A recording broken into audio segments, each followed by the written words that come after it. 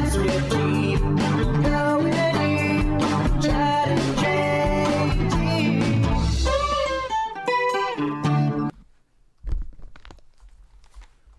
All right, headphones on. We're ready to roll. What's up, Stokers of Stoke Nation? This is Chad Kroger coming in with the Going Deep with Chad and JT podcast. Guys, before we begin, I want to remind you once again that we are brought to you by Manscaped. Manscaped, thank you so much for keeping our trims pubed, for looking after our hogs, for making sure that our dongs are looking fresh and clean. Because when you go down a neighborhood and you see a lawn that's freshly cut, what do you think? Hell yeah.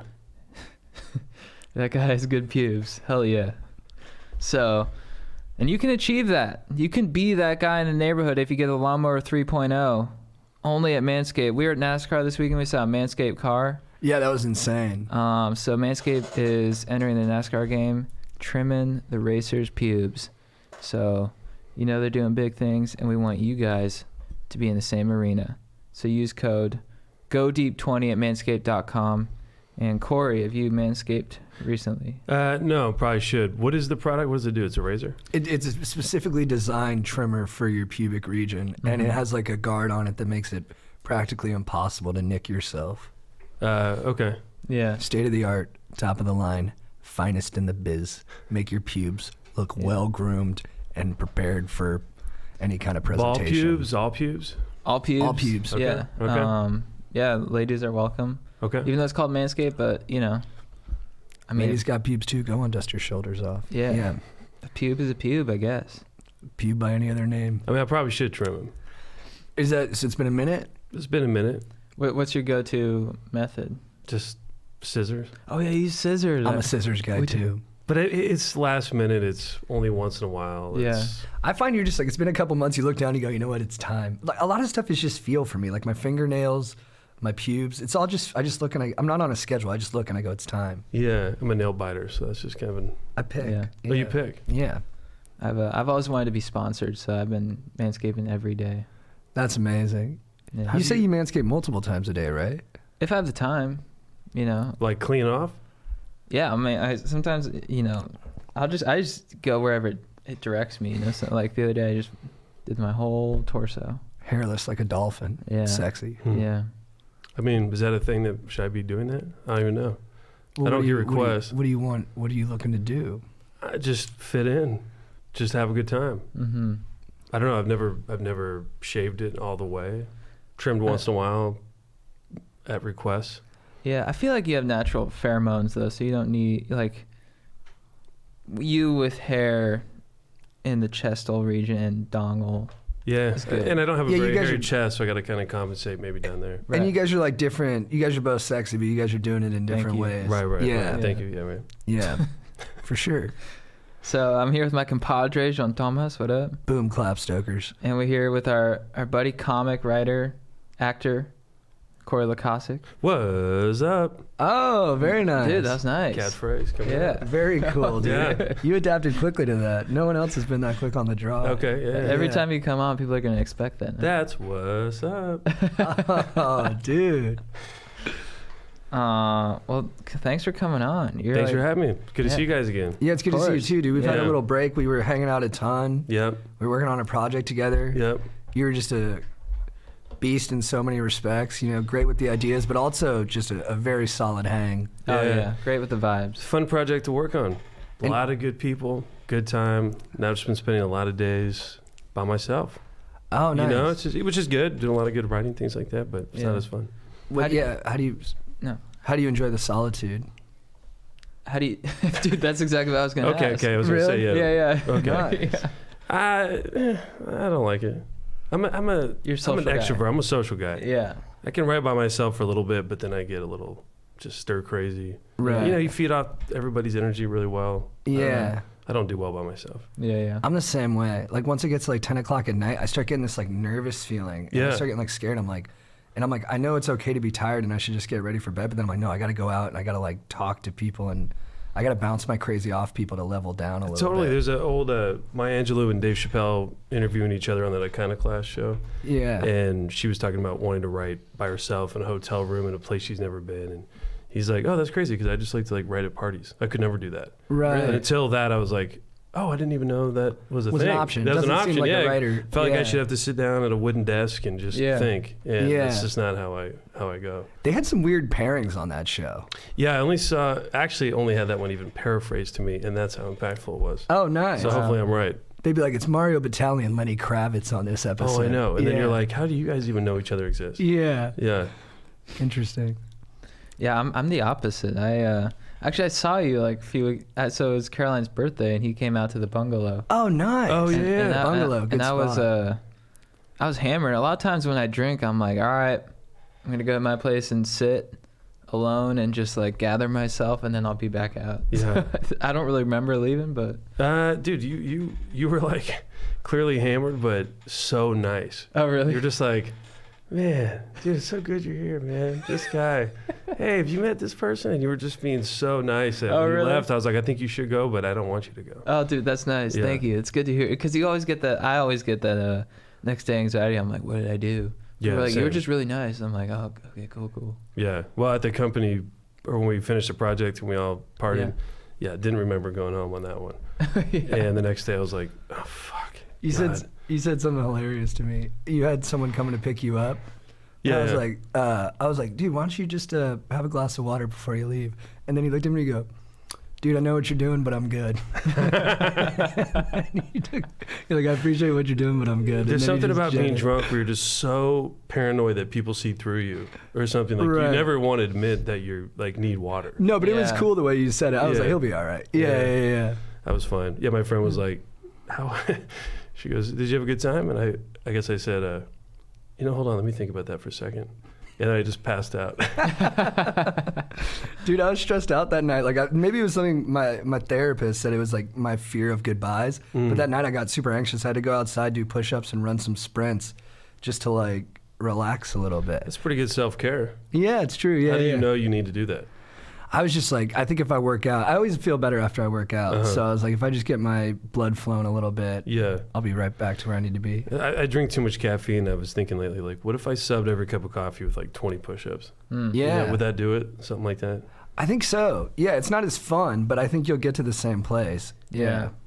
There's something about a cup of coffee or a drink where you're like, it's the promise. You know, it's Right. like, man, it's going to make me feel so good. Even though you know it's not going to. It's like a lotto ticket. It's the excitement going into Yeah. it. I haven't had caffeine in months. I was going to have a cup of tea tonight to perk me up. So I'd like to see it. You I haven't might had do months? it. It's been months, dude. Really? I haven't smoked pot No or done caffeine? caffeine in months. Wow. Yeah. Yeah, this do you is feel? me. I feel really good. I'm starting to get a little bored. Like I want to mix it up a little bit, but actually I feel very much myself, which is kind of nice. I think I was smoking so much pot there for a while that I was like, I wasn't actually being myself. Yeah. How so? Like I was just, I don't know. It's interesting. It just felt like there was, like it feels like there's not as many barriers between what I'm actually feeling and thinking and what's coming out of my mouth. Okay. And when I was smoking a ton of pot, it felt like I had to like fight through this like maze to get to what I was thinking and feeling. And now I'm like, no, the cheese is right there, bro. Just grab it. Right, right. Yeah.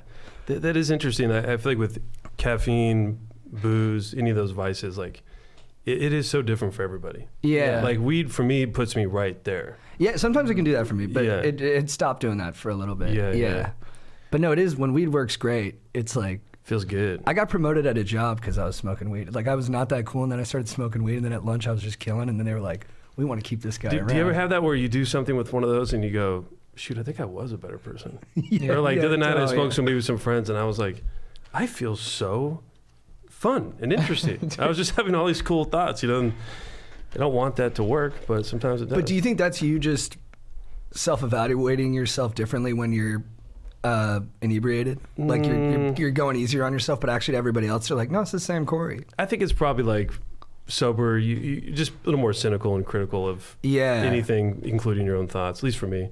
So like something that I laugh at when I'm smoking during the day, I'd probably just be like, let's do Shut up. Yeah, Yeah. shut up. Or, that's funny, but it doesn't actually make sense because of this reason. Yeah, right. Yeah. I found that with boozing, because I took a break from boozing, and I always had this thought. I'm like, I feel great, but then like I had this thing inside me where I was just like, man, I just need to let people see my wild side. You know, like I need to booze, and then I started boozing. And JT's like, you're like the same, but you just talk slower a little bit, and I'm like, damn. Like I thought I was so cool. No, I was like, I just like you seemed, you just seemed happier when you were sober. You were like, I love drinking. I feel so happy. And I was like, you seem happier when we're just driving in your car at like 8 a.m. Yeah. Well, I think part of it. But, so good. Well, it's funny too with him because like he was doing his juice cleanse for like a week, and he was like, "Yeah, today's the day where I feel miserable, so I'm sorry if I'm off, guys." And he had like the biggest smile on his face. I was like, "You don't seem bad at all." Well, that's the thing. I have this thing, which I'm sure most people do. It's like, because I did like a juice cleanse, so I was doing no caffeine, just nothing. And how many days? I did 6. Damn. And I'll feel great. You know, I'm like, yeah, I'm buzzing. I'm feeling good. But then like I have this like desire for like destruction, like self-destruction, where I'm like, I need to like get fucked up or like go get a jewel or something and just get buzzed. But like then I'll like do stuff like that, and I'm like, it's not that cool. But I don't know what the technical term for that is, but it's like this like Thanos. this memory, Thanos. Yeah, they call it Thanos. Yeah, I feel like what I realize is I'm always wanting to get, hey, let's get another drink, let's do it. But partly it's because I just want the whole vibe to be fun. Right. And I feel like if we're all drinking, it's that. Yeah. That is And big. lately I've been like, oh, it's not that I like drinking. I like it when everyone else is drinking. Right. And just having fun and doing that. Yeah. It's almost like I sort of equate like drinking more with like heightening the fun. Exactly. I'm like, let's get more mimosas. Like, just come on. And then like but then I end up passing out. Yeah, and it's definitely not more fun. It's more just like when everyone orders another drink, I'm like, awesome, that's 30 more minutes. It's fun to facilitate. 30 more minutes. Yeah, exactly. Yeah. And when you can kind of bring it out of somebody, like you can get them to like accept their party monster for like an hour, and then you can tell that they're a little bit happier. You're like, nice, I brought that out of that person. Yeah, it feels good. I feel like too, a lot of it's like not like you're. I'm like being a chemist with my own body. Yeah, you know, like if I'm a little tired, I like to have all the little vices around and just tinker. Yeah. You know, if I'm a little tired, maybe just a little bit of caffeine, maybe a little weed if I'm too this. Right. Yeah. Just kind of play around. Yeah. You enjoy the process. Yeah. Just kind of learning your body. A tinkerer. Going, you know what I could use? I could microdose mushrooms today. That might put me where I want to be. I think you're kind of like that with your creative process too. Like you like to tinker. Yeah, that's right. Yeah. Maybe it's like ADD of one. Sometimes if I'm not doing caffeine, drinking anything, halfway through the day, I'm just like, I gotta mix it up. Yeah. There's joy in it. Yeah, mix it up. There's something about like heightening the excitement. Yeah. Like if I get excited about something, I'm like, I'm gonna go get a quad espresso and just drive. Yeah. Because I'm like, I need to just get more and more excited. I think I'm just addicted to excitement. But I'm an adrenaline junkie for sure. Oh yeah. It's not in any physical way, but mental. Me too. Yeah. Emotional for me. Emotional, yeah. I'm an emotional adrenaline junkie. All my friends in college were like big drinkers, extreme athletes, and I always was like, why are we friends? It's so funny. I'm so different. And as I get older, I'm like, I'm the same. It's just not physical. Right. Like sometimes I'll ask a girl out who's like out of my league just for like the rush. I'm just like, do you want to get coffee tomorrow? No response. I'm like, oh. Yeah. Dude, the other day I left my wallet on the car seat while I went to go inside the gas station, and I left my car unlocked. Mm-hmm. And I was like, you idiot. Why would you do that? Just bring your keys, lock the door. But I was like, that's exciting. The feeling you got when you go back and it's still there. And I'm kind of looking out the window to make sure no one's like getting into my car, even though I know no one will, but it just feels exciting. Yeah. It's like you're testing your luck. Like I'll do that too. Like I'll park in a fucking meter and not pay. I'm like, well, I don't get tickets. Yeah. I'm not going to prove it to myself right now. And you come out, no ticket, and you're like, that's right. Gangster. Yeah. Sometimes I'll order food to get delivered when I'm coming from somewhere else, and I'm like, the food might beat me to my place. Oh, dude. So I'm racing against the clock. That's a good one. To beat it back. That should be a movie. Yeah, I'm like, oh no. And then I'm like, wait, I forgot. I got to stop somewhere to like grab stamps. Yeah. And I'm like, oh, fuck, dude. But you kind of knew you were going to do that. Like you knew it was stupid. I just got to add obstacles, add excitement. Do you ever do this? Do that with like, I have like my car registration. I still have to pay it. I've like got it in my car underneath the seat. Yeah. Which I know is a stupid place to put it, but I'm also like, I don't know. It's kind of exciting. Like, will I remember? Will I not? Yeah. Paying bills on time, not for me. It's not too easy. Me. Too easy. Not for too me. Easy, yeah. You got tested. And it's just also hard at the same time. Like I'll pay one bill, like I'll have 4 bills to pay, and I'll pay one, and literally after the first one, I'm like, just defeated. I'm like, I can't do this. I got to spread it out over a couple You're just days. completely drained. Yeah. I thought about having parties like, have a party. It's a bill paying party. Come over on Sunday, mimosas, booze, do your taxes. That's genius. That's awesome. In a group environment. I've never done it, but I've always wanted to. Same with reading the news even. Let's catch Yeah. up on the news once a week, but let's get drunk. Yeah. That one I could go love that. sideways quick. That's true. Yeah, Yeah. don't do that actually. Actually, don't do that. You can learn about it, but you don't get to talk about it with each other. Yeah, right. It's all silent. You have a good party philosophy, like in so many respects. But one of the things I most, the one that got me super excited was the Party 5. Oh yeah. The Party 5. Well, yeah, the idea there was I had a buddy who had this killer pool party, Christian from our show, and he was like, yeah, I don't have that many of them though, because it's kind of a pain to clean up. And I was like, so the only reason we don't have more parties is because it's too hard to clean up. For $120, we could get a house service to come in and clean this after every party. If everyone at this party pitched $5, problem solved, and then we could have so many parties. Yeah. So I started doing this thing called the Party 5, where any party I go to, I just Venmo the host of the party $5, and I'm trying to make it a thing, because that way, if you had a party and you knew that the next day you'd get $5 from everybody to cover chips, toilet paper, whatever, you'd have more parties. Yeah. Yeah. So that's the hope. It's like a pay it forward kind Pay of it thing. forward, yeah. Yeah. Yeah, because I've done that too. When you're the host of a party, there's always random incidentals, and if you knew those were going to be covered, I feel like you'd have more parties. And I just imagine waking up the next day as the host and just getting like a deluge of $5 Venmos and being like, whoa, like I'd feel so loved and appreciated. Totally. I'd want to, that dopamine hit, I'd want to chase it again. Dude, Yeah. yeah, and I had friends, knowing that I like to do that. When I had a party recently, they like hid $5 bills around the house. Oh, very So the fun. next day when I was cleaning up, I was going around like finding money. Oh. Made it fun. So is it catching on? No, No, but with the help of you guys in this podcast, dude. This Maybe. This is where it's gonna take off. Yeah, Stokers, let's go. just and if you do it, Venmo them and then say Party 5 in the thing, and that way people know what's going on. I Yeah. could see once it starts to catch fire, everyone starts doing it, and then the people who don't do it, they're gonna feel shame. Feel So- shame. So you just got to get to that point. You just got that tipping point where you're Yeah. like, enough people are doing it to where the guys who aren't doing it, they're gonna get called out. Yeah, and I think most people would do it if they just thought of it. Yeah. Why would you not? Yeah. Unless you don't have the money, and then you shouldn't feel pressured either, because you Right. don't want people not going to parties Yeah. just because they don't have the $5. Yeah. And there's maybe other shame ways is to the wrong route contribute then. too. Totally. Yeah.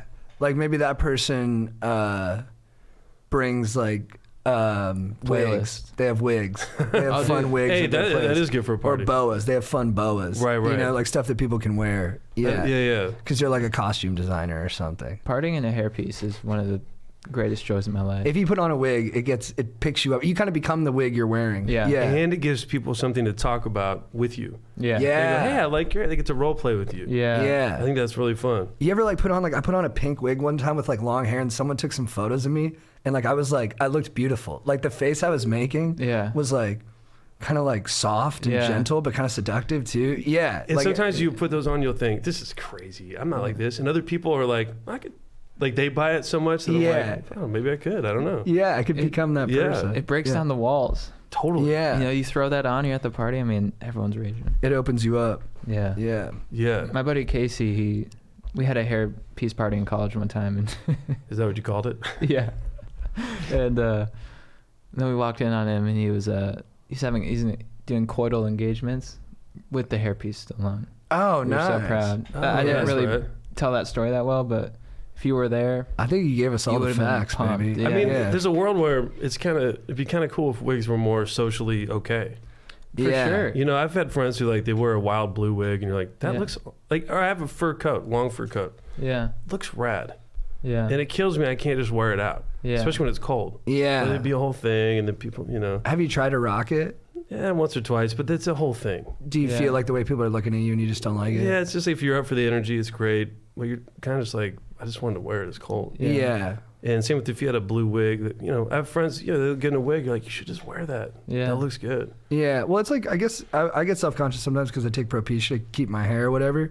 But then you think all the founding fathers were wearing wigs. Like none of them were going outside with their regular hairdo. Sure. Yeah. So like, there's always been a And look how level good of- they look, Yeah, they look fucking badass, dude. They inspired people and shit. Yeah. Yeah, Dude, instead of toupees, we should start promoting like blue wigs. yeah. I like blonde wigs though, platinum blonde. You know what looks good? Have you ever seen where like people tie like long pieces of fabric to the roots of their hair, like the little rubber bands, Oh yeah. and then do a ton of them so it looks like you have long hair, but it's all fabric? I never Yeah. seen that. Looks sick. Where are Yeah. they doing that at? I think Burning Man. Oh, so you're a big But Burning probably- Man guy too. Yeah, We haven't had someone as like representative of Burning Man on? Well, I just speak for myself. Can't represent the whole man. I love that. Yeah. You guys have never been? No. What's it like? Well, so like, take us through your last experience. It was a good one, right? Last one was a little tough. There was some ex-girlfriend drama out there and things like that. Oh, so that can even happen at Burning Man? Well, yeah. I mean, what festivals have you guys been to? Coachella. Coachella, Outside Lands. I went to like Stereosonic in Australia, but those are the two. That sounds fire. It was kind of not actually, bummer. because beers are super expensive. But you're also in Australia, and we're like, oh, we can get the necessary things we need here, and we didn't. We just couldn't find anything. I copy. Yeah. Well, and I did just get my ticket, so I can preach the word of it and not have to worry about whether it gets overcrowded. Because I already got my ticket. You know, that's always the fear, is people are going to get too excited about it. And when did they go on sale? it's going to be hard to get a ticket. Do they have like a special announcement? Like yeah, Coachella? it's in like March or April or something. Yeah. Oh, so you're like reluctant to talk about it? No, I'm down. I'm kind of kidding, but also... No, everybody should I love go. that you're protective of it, though. Everybody should go. I mean, I've even thought, like, if I really think it's as good and important as it is, I should be down to let other people go in my place. Yeah. Just to experience it. But you've described it to me like it's just like the most positive vibes in the world. Well, and it's like truly an ideal society. Yeah. Well, unlike Coachella or like other festivals where that is a music festival, that is what it is. And then there's camping off to the side, but you're there for the music, and it's kind of, this is more like there is that, but that's just one of the many things to do. But I think the dopest thing about it is you go with all your homies, you strap up for the day, it's like party war. You know, you get all your like glow sticks ready to go and your backpack, and you're not going to come home for 8 hours. And you're out in the desert, so you got to like pack all your stuff so you feel kind of badass. Then you hop on your bikes and cruise out, and then you just ride around and go, hey, look at that 40-foot tall thing blowing fire. We should go check that out and climb on it. Do that for 20 minutes, meet some randos from somewhere else. They've got wine, crack it, drink it. Then, hey, look at that other thing that looks crazy. Let's go check that out. Yeah. And it's just, you feel free, and everyone's in a good mood, and it's, the scope of it is just, it's massive. I mean, it's like 80,000 people. And it's a barter system, right? It's, yeah, but not literal. Not like, if you want this, give me something. It's more like the way house parties are in college. It's like, I throw one this weekend, I'm assuming it's coming back to me down the road. Nice. Right. So like, you go to a bar, they have bars that are like, just, it's overflowing with people. It's like, if you just focus on front of you, you feel like you're at a normal bar, but you look up and there's no roof and it's the stars and there's no money. Everyone's just pouring in drinks, and they've did fundraisers throughout the year, however they got the money. But you don't touch your wallet. And so because it's a week, you just lose yourself to the, like, time becomes like, who cares? Yeah. And you don't spend money. And those are the two things that kind of lock you up the most in real life. Yeah. So by the third day, you're like, I haven't touched my wallet. I haven't looked at a watch. It's like, you just feel totally free. No phones, right? Yeah. More and more people are bringing their phones because they want the camera. Right. And there's a little reception. Not really, but enough that, that's my beef, is that people are taking way too many pictures. And it's like, you're supposed to be doing whatever you want to do. And if you want to be naked, you're supposed to be naked. And people are like bringing their cameras out. I find myself being caught in people's, there's a temple out there where you go mourn people you've lost throughout the year. And I'm out there like, yeah, my dad had passed away, so I wrote like a letter to my dad, and you post it up in this massive temple. It's beautiful, and they have, people are out there all week, and any time there's 100 people like going through whatever they're going through and writing letters and putting them up. And when you walk in, it's just huge walls, and it's all these pictures of people that have been lost. It's like really emotionally overwhelming. And so I was going through that cathartic thing, and I'm sitting out front, and this girl just rides her bike by with her phone out, just kind of like filming me while I'm sitting on the ground crying. I'm just like, what are you doing? And it's like that kind of, the way people are dissociated with their phones in normal life. Like, I am seeing that out there where instead of being in the moment, they're like filming you like you're part of something to look at. Right. And that kind of bothers me. That's too bad. Do you feel it getting kind of Coachella-fied? Last year was the only time I kind of felt that a little bit. Yeah. Mainly just for being also, I don't know what's going on, but I'm not digging the music out there. I was a dubstep guy, I guess, or I don't know, but I've been like, am I just getting old or what? It's just kind of like house music where you don't really dance, you just kind of It's like the deep house, like one beat. Kind of, yeah. Just kind of like I've this, never- and people kind of walk around and just kind of. It's like no one's really cutting loose. I like to grind. Me too. I want to get down. Dude. Yeah, Like, so like when it's just the up and down, like the verticality music. Yeah. that's not for me. I No. need like XY axis on the hips. exactly. Yeah. and I need to like. There's got And to a be little swing to it. Or yeah, a gyration component. Yeah. it's kind of missing. something. It's missing. Yeah. I kind of like that deep house. People love it. Because like I like when it's like that same beat kind of. I go to like the Yuma tent in Coachella. Okay. The same beat, and you can move to it, but you can get creative within that one move. Okay. That's sort of what I like to do. Right. It's like you can, do a little gyration. And it's just Well, and there's some you really feel it in your body. And White belt moves with black belt skill. Yeah, that's what I'm talking about. Okay, I like that. But also some of that, there's intangibles to house where like sometimes it's too. There's nothing you can even do, and other ones have suggestive little things where you find yourself thinking of interesting stuff. Right. Yeah. Right. Yeah. You don't feel like you can imbue your personality into the move. Not as much, but dubstep. What I always liked about it was, it's like a slow enough tempo that you can go to that. You can go like double time, and or you can go faster than that. You got a lot of options tempo wise. Yeah. But I was in Europe a couple years ago, and this guy was like, at this rave thing, he was like, "Dubstep's dead, bro. It's techno. All around the world is techno, bro. Dubstep's dead. Let it go." Why did he say that? I don't know, because I was kind of complaining about the music in this place. It was just like, his point was like, faster techno, you're supposed to just go close your eyes and like meditatively just get lost in it. Right. Whereas I wanted to dance with my friends and stuff. Yeah. Right. I think for him, he's like, that's not what it's for. What did you say to him when he said that to you? I just was like, you're wrong. Nice, dude. Way to stand your ground. Yeah, though, bro. Yeah. Also, I was drunk and on Molly or something. I was having a good time. You have you made friends at Burning Man that you're still friends with? Some of my best friends, yeah. You met there? Yeah. My buddy Connell met my first year out there, and we've been friends ever since. That was like 13 years ago. Wow. And yeah, Tim and Jamelia, a lot of friends. What? How did you and Connell first meet? He was part of some camp that like I think it was the monster.com. This is the rumor because you can't advertise your stuff out there, but one of the big camps was, I think, the guy who owns monster.com, and they had flown out to help build that camp. A lot of people go help build a camp and then get free like lodging as part of it. But I guess it was run just like militantly, and they were just like, screw this. And one of our friends met them out one night, he and his buddy Tez, and then we just hit it off, and they're like, dude, can we just move our shit over to your camp and ditch these guys? And we're like, yeah, come on over.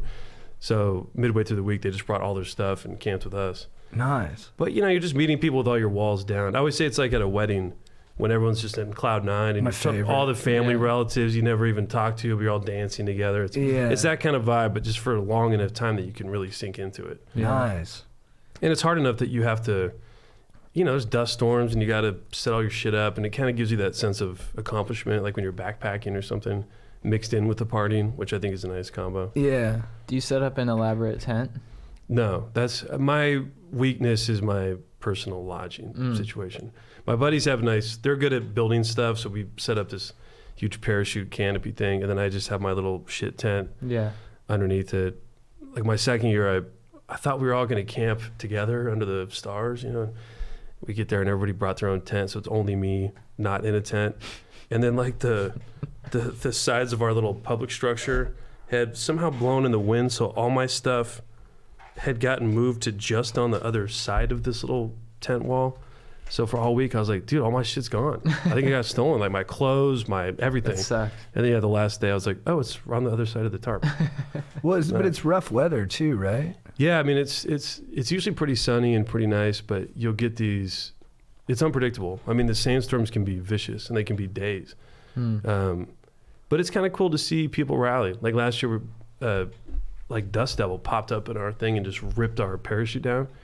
And the wind was picking up, and all these poles were teetering in kind of a dangerous way. And all the neighbors ran over, helped us like set it up in the middle of a dust storm. And sort of like 20 minutes, we're just like working arm in arm and setting it up. And when it was done, this guy ran across the street, came back with tequila, poured everyone a shot, and we can't even see each other in the dust, and we're all just like drinking together. That's awesome. Have you danced to the awesome. song Sandstorm during a sandstorm? I have not. Fuck, dude. Is that a common That's song? a good. No, I've never heard that out there. Damn. Yeah, because that's like a. It feels like it was made at Burning Man. I was gonna ask. I was like, did that song get written at Burning Man? Yeah. I mean, Darude. That's Yeah. a good question. It feels like it should happen. I went to London in but high you probably don't school. want to force it. No, I think people would be into that. Okay, cool. Yeah. I mean, if you come and you did that, I think that'd be fresh. Dude, I'm like nervous to come for some reason. I don't know why. I guess I was nervous to go to Coachella too, and then once I did it, I was like, oh, I totally get it. And I guess I've built it up in my head. It's almost like Coachella, yeah. I mean, the thing that's tough about it is a week, and you get tired, and it's hot, and so to me, I just get really emotional as the week goes on. But it's good. It's just. Well, it's probably good to get those emotions out too. I think so. Although Yeah. sometimes you're like, when any song can make you cry, or like every friend, you're like, hey man, I'm sorry I don't call you as much as I should, dude. Like sometimes it's right on, and other times you're like, dude, you call me all the time. Right. Yeah. It's actually firing me out because I love the desert so much. Yeah. But I just never. Honestly, Burning Man's always just been kind of a mystery to me. Like I'd see photos, like my buddy Mayer would always go, and I'm just like, what is going on? Like I had no idea. The outfits are a little intimidating at times. Yeah, and I was like, I just don't know if I can get up to that level. Match that vibe. But the way you're talking about it, man, it sounds amazing. Well, I'm like, to me, like those weekend festivals, because it's only a weekend, people rage. Yeah. And then you have to get on that level. Right. Whereas this, it's like, if you're tired, there's a hammock camp. Just go sleep all day in a hammock. People know it's a marathon, so they'll. Yeah, and there's tons of stuff to do that is low energy. You can Yeah. take free yoga classes all day. Go meditate, do it. That's whatever. lovely. Yeah. That sounds great. But it's like backpacking for me. Yeah. I know it's probably easy, but I don't have the stuff. So I don't even think about ever doing it. Yeah. It just feels like there's a little barrier to entry. Dude, so you're in a hilarious sketch group, the Dress Up Gang. Thanks, man. You guys do brilliant comedy. You guys are so funny. And then you recently did something very punk rock. Do you want to explain it? Yeah, I do. I'm stoked on this. We made a web series maybe like 5 years ago. 10 episodes over like a couple years, just kind of one at a time, just kind of finding this little world we're building out. Then we sold it as a show to TBS, and which was thrilling. Couldn't have been more excited. We made a full season of this show, 10 episodes. And then at the 11th hour, they were just like, hey, you know what? Right as we were finishing, we thought we were going to do late night comedy stuff. We kind of changing our mind, and so we're just not going to air it. And then it was just like that, done. And we had this whole season. We still had a month to edit, actually, which was kind of brutal. But yeah, so we just added, and that was like 2.5 years ago. And so you kind of think, all right, well, maybe they'll sell it somewhere else, and then nobody bought it, and I don't know what's going on with it. So we submitted it to Sundance without telling them last year, and then we got in. So then we asked for permission once we did that, and that felt kind of cool. But then nothing came of that. So then a couple weeks ago, we were just like, let's just post it. So we just posted the show, which I guess we don't have permission to do. I didn't think anybody would care, but we were wrong. But it felt good. Yeah. And Vulture wrote a nice article about us. We got a little moment in the sun just to kind of have it be seen by somebody. Right. Yeah. It's so funny. Thanks, man. Yeah. Yeah, it's so great. Yeah. So, but we had to take it down, so I don't know what the deal is now. But How did you come up with because it's I wonder what I'll describe it incorrectly, but it's like very slow, the pace of it. It's like very much about like the idiosyncrasies of like social dynamics or interpersonal dynamics between like friends and stuff. And like, how did you guys cultivate that as like the point of view? Well, part of the pacing is like, we used to show them at live shows all the time. So to me, actually, if you show it live, it's the timing is for live audiences. Oh, interesting. So when people say it's slow, it's like, it's more like set up, punch. Right. Because if you watch like a 30 Rock or something, or whatever, That's like the best example of it. Yeah, exactly. But, I mean, but sometimes most shows on TV, it's faster pace, but how often do you really laugh out loud? Right. How often do you like really, and if you showed it live, it wouldn't really play because there's no. It's like you recognize the jokes, but you're like, oh, that's amusing, but you don't. It keeps you entertained, but you're not like belly laughing. Yeah, you're not actually feeling it, I think. Yeah. It's like Burning Man. You need those extra days to sink into the that's feeling. That's right. Yeah. So I think taking your time with this that way, I mean, yeah. So it's paced a little different. I think also the performances are a little more subdued. We're not like, that's huge true. characters. I think that's part of why it feels that way. Because if you charted the laughs per minute, it's probably not too different from other shows, but it's just a little like mellower feel. But I think you have to do that to some degree to get people invested. Like you have to connect to the main character's issues in the first scene. Otherwise, by the time you get to the end, you're not going to care. Yeah. So there's some balance to be struck there with shows, you know. Do you like, so it's you and Donnie are the two primary characters. Yeah. Who do you, and you're kind of like the big brother and he's kind of like the younger brother a little bit. Yeah. I mean, I think the weird conceit of the show is that I kind of act like his dad. Right. Which, I mean, the whole web series was born out of this just one sketch we did where to make it work, I kind of had to get him in trouble for something. Right. And then we were like, well, it's kind of funny, kind of weird. So we kind of exaggerated it to where I'm just this total loser on his couch, yet I kind of run the house. And just that contrast. And then Donnie's clearly capable, smart guy, but yet totally defers to me in every regard. Right. And so, yeah, that was born out of this first sketch. And for that, we needed it to be like Leave It to Beaver style kind of vibe. So it wasn't super intentional, you know, it just kind of grew out of that. Yeah. Do you like writing more for your character or for Donnie's? That's a good question. Mine. Maybe in the same way that Curb allows Larry David to be like a jerk. Jerk. Yeah. Mine allows me to be really kind of grumpy in first thought. I think, which I like. It's really cathartic. I don't know. That's nice. Is it a character that you sort of, when you were funny with your friends or growing up, it's sort of like you dive into this kind of character a little bit? Or is it something you sort of always felt you had in you? Or is it something you sort of discovered through this sketch? I think through the sketch. I think I grew into it. Yeah. Through that. And like kind of exaggerating one part of myself. And the more I did it too, my dad. Yeah. Like the mannerisms, a lot of the ways he is like totally my dad. Right. So I think there was maybe a cathartic aspect to that too. Yeah. Which like, in your friend group, what was like your role?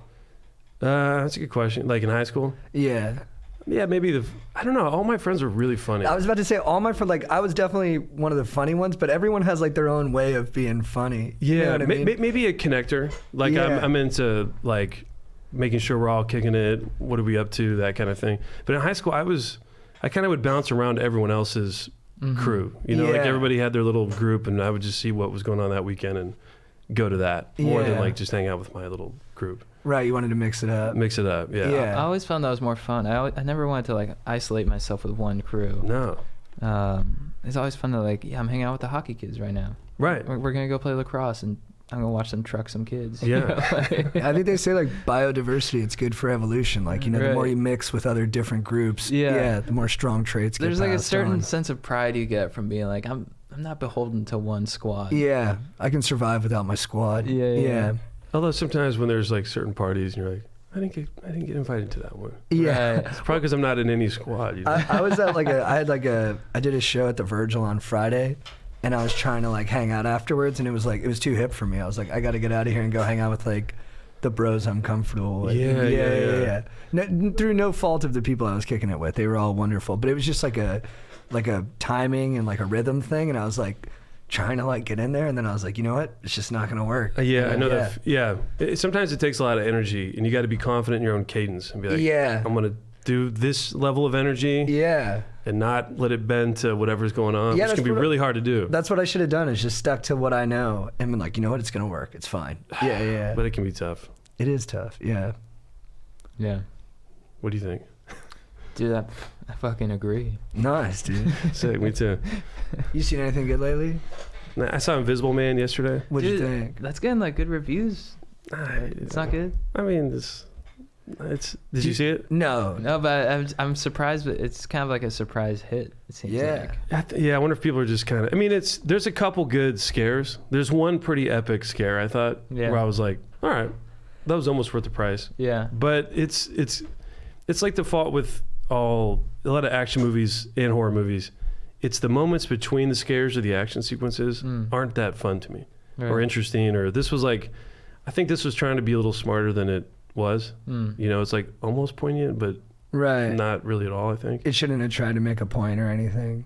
I just don't think it did a good job of it. Yeah. Like the way Get Out was like great, you know, commentary. Yeah. This I think almost was. And if you want to add a lot of your own thoughts to it, it could be. Yeah. But I didn't find it to be. A lot of plot holes too. I mean, I wish you guys had seen it. It'd be fun to. I mean, it's just like a lot of things where I'm like, there's just no way. Was she good? She's good. She's good. Yeah. But her character, they don't. It's not that well written. I think. Was the invisible guy good? You don't ever really get to know him. You don't really see him, and obviously, and he's like super. I mean, they give him like freakish abilities, like yeah. And it's like, well, he's just a dude with a suit. He's just invisible. He's just invisible. Like, oh, so he's not dead. He's just is that a giveaway? Oh, interesting. I thought it was kind of like Hollow Man, where he figured out how to become invisible. I think that's what we're finding out. But I mean, look, I got to tell you, what about like, a Hollow Man, where he's only invisible for like an hour, and then he's like, you know what I'm gonna do? Sexually assault a lady. Didn't see it, but I forgot about that. It's a dark turn. Yeah, and you're like, why? Well, imagine your power. I didn't see the movie, but imagine your power is invisible. Like, what are you really able to do? Yeah. I don't like be it. a perv or sneak into places or. We were talking to Dan and Dan about it. Become a huge perv. And the big one that This American Life did was, what would you rather have, flight or invisibility? Is that even a question? And then, right, flight all day. Duh. Dan and Dan went with invisibility. What? And I forget what there's. It's certain like extroverts like flight and introverts like invisibility or something like that. Oh. I forget what the dividing line was. I'll look it up. But yeah, for me, I'm like, of course, flight. Right. And then everyone's like, no, invisibility. You know what everybody was thinking. You'd have like a tactical advantage with like different things. I'm like, Yeah, it sounds not ethical. yeah, it's like, how about I just fly? And it sounds kind of brutal. You don't want to know what everyone's thinking. No, and also you'd be hearing that in. That's not ethical. Dude, I would fly. Dude, it'd be so sick. You could steal out of everyone's wallet. Can you imagine? Dude, yeah, that's not good. I would fly all the time. Dude, that's all I would do. I'd be flying around this room right now. And you know, with a mic. Yeah, you'd be hovering off your seat like an inch. And it's like, if I was invisible, like, yeah, I could find out what everybody thinks about me. But if I could fly, I'd already know what everybody thinks about me. They think I'm amazing. Yeah, let me guess. I guess 70% of people chose flight, 28% chose invisibility, so 2%, I guess, abstained, which is interesting. More men than women picked chose flight. 20 to not play that game. Yeah, they don't want any part of that. I like the way you said you watch movies too. Do you want to explain that kind of when you go to the theater? Oh, just like to live in it? Yeah, you smoke weed. Like smoke a little weed, sit in like second row, sit right in the middle, yeah, and just get lost. Right. I got to be in it. Right. Otherwise, it's too easy for me to check out. I've been trying to do that ever since you told us about that. Just sit in the movie and just like kind of, because I'm so ADD that I'm like, I'm gonna go take a piss and Right. Yeah. So I'm that way too, but that's why you got to get boxed in by the people, so you can't even leave if you want to. Right. That's why I see slow movies in the theater. Right. Because Yeah. you You do Roma. need to see Roma. Yeah, Dude, Roma. exactly. You have to see that in the theater. You do. If I saw that at home, I'd be like, this is the most boring movie I've seen. Zion in the Williamson theater, I'm like, highlights. best picture. Yeah, exactly. No Yeah. one's going to compete with Zion Williamson. Yeah, you'll change highlights, it in 5 seconds. Yeah. Yeah. Did you see Portrait of a Lady on Fire? No, but I heard that's great. It's a good slow movie for the theater. Okay. Yeah. Great. They And say. nice romance too. It's pretty. Oh, I love steamy. I heard that's the movie of the year. Does that sound about right? For this year? Like it's going to be the Okay. I could see it. I could see that happening. I don't know if it's not exactly my taste, I see. but I really liked it. Yeah. But it's not Nice. like I would be like, yeah, I'm gonna fucking watch that. It's some of those, there's some movies like, where people kind of, like, I haven't seen Uncut Gems yet, but it's one of these where, I wasn't crazy about it. okay, people go, dude, it's great. Real stressful. Yeah, they kind of give you one of those things where I'm like, well, now I'm never going to go see it. Like, when am I going to want to experience that? Yeah. And Portrait of a Lady, I've heard people be like, dude, it's great. It's a little long, a little slow, but it's good. Yeah. And you're like, "Ah." Yeah, my dad's yeah. review of Uncut Gems was like, thank fucking God that's over. Yeah. And you know what's funny? I kept telling myself I thought it was pretty good. And then finally one of my friends on a group chat, my friend Ross, was like, saw Uncut Gems. It sucks. And like him saying that, It allowed me to believe that. Yeah, I was living in like I was living in a cell of consensus. Yeah. That's true. I have a lot of friends who love that. I would have a hard time saying if I didn't. Right. This is pretentious, but with the sitting up close in the theater, that's how you're supposed to, like Rothko says, that's how you're supposed to look at his paintings. Like you're supposed to get super close and be immersed in it. So all the color just overwhelms you. It makes sense. I mean, even for this movie yesterday, I sat in the side wing up close because my friends wanted to, and I just thought, this sucks. It's like the angle's all weird, the screen's not right, and then I thought, if I don't like this, it's kind of on me for sitting over here. I sit in the very back because I don't like anyone behind me, and I write notes about the movie to myself as I watch it. And then I like having a mostly empty theater. Wow, it's about the exact opposite experience. Yeah, so Do you ever look back on the notes? Yeah, all the time. Oh, you do? Yeah, like some of my favorite ones. First Man really got me writing some notes. If Beale Street Could Talk really got me writing some notes. What kind of notes do you write?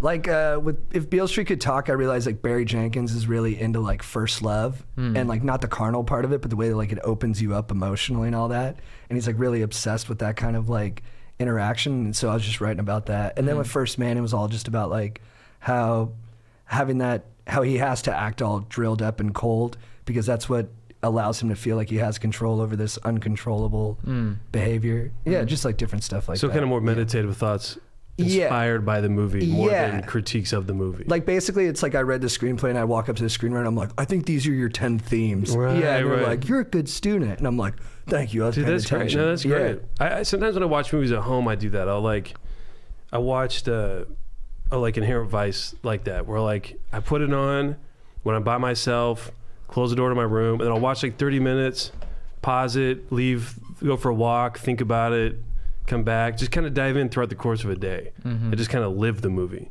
And I kind of like doing that too. That's the best movies change the way your brain, or a good book. Like you literally feel your brain change, and like a really good movie, you'll talk like the characters in it for like a couple hours afterwards. And movies like I didn't see First Man, but like Interstellar, I'm sure First Man does is even maybe just space movies, but where they really inspire you, like Mankind inspires you. Yeah. Those movies jack me up, and I like to milk the experience. Like just every 30 minutes pause and go, yes, I'm gonna go do something sick. And then I email my grandma or something. You just got me jacked up. Dude, I'm similar in a sense that if I see a character or something where I'm inspired by the way they approach life, I'll write notes about that. Even in like a documentary, like I was watching McMillions, and there's this FBI agent, and he had such like a childlike sensibility. The guy in the first episode? Doug Harris. Have you watched it? We put it on, but I was hanging out with a friend and we got to talking and kind of missed it. Right. But I liked that guy. But I'm always inspired by people who seem to approach life where they're just having fun all the time, and they're able to sort of transcend those worries. So that's what kind of gets me going. Yeah, that's interesting. I wonder if people like that, it's tough when a camera's on them, like they're giving you that. But right, yeah. Because I am always curious about that. Like I feel like I kind of oscillate between super silly, thinking comedically, and then other times I'm like super serious. Yeah. Not externally maybe, but in my head I'm like trying to figure something out that I read or just think about something. Yeah. And I'll see people super carefree that don't worry about stuff, and I'm like, are they just not thinking about what I'm thinking, or are they just having a better attitude about everything? Yeah. Yeah, I don't know. I think that's what confuses me because I think for my family, I'm so prone to worry. Mm-hmm. Although people say I have like a calm disposition, but my mind's always racing. I'm always like checking email and like, I'm like, what do I do next? Kind of thing. Yeah. So it's like, I'm like, how do you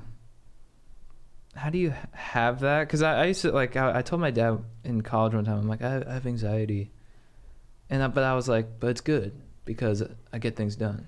Mm-hmm. You know what I mean? But I'm always kind of like trying to find the balance of like, how do you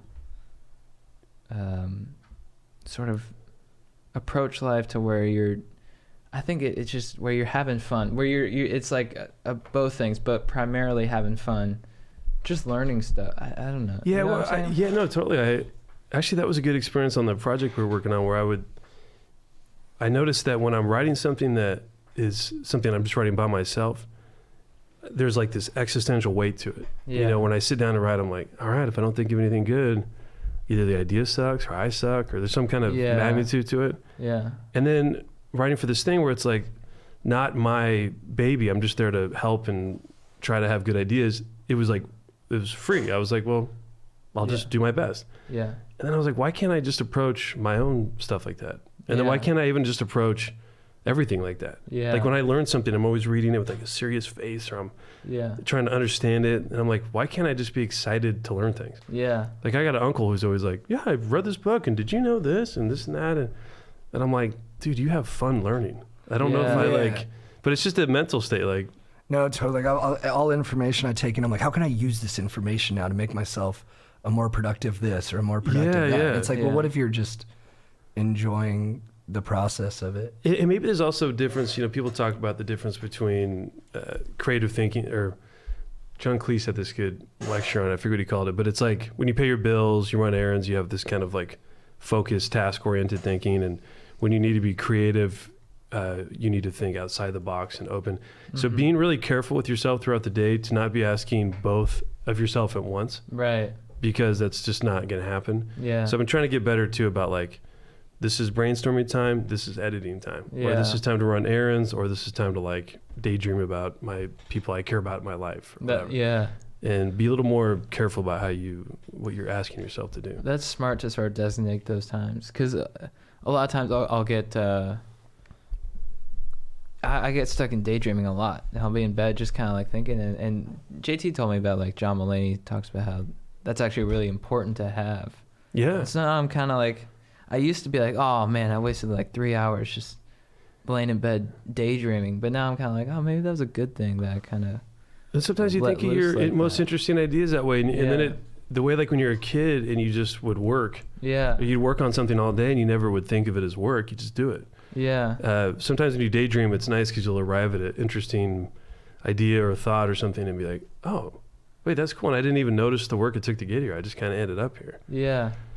A lot of Walter Murch, the great editor, talked about when he was writing stuff, he would lay down like he was taking a nap in the middle of the day on his couch and just kind of close his eyes and let himself go half there and try to write from that point of view. Yeah. And I've tried to do that. If I can't sleep, I'll try to think of whatever it is I've been writing about and let myself just try to think those thoughts as I go to bed, as I'm dreaming. And then it like checks the box for me of like, okay, well, I'm being productive. I'm thinking about the thing I'm thinking of. Yeah. And then you kind of think of some cool shit. Yeah. Yeah.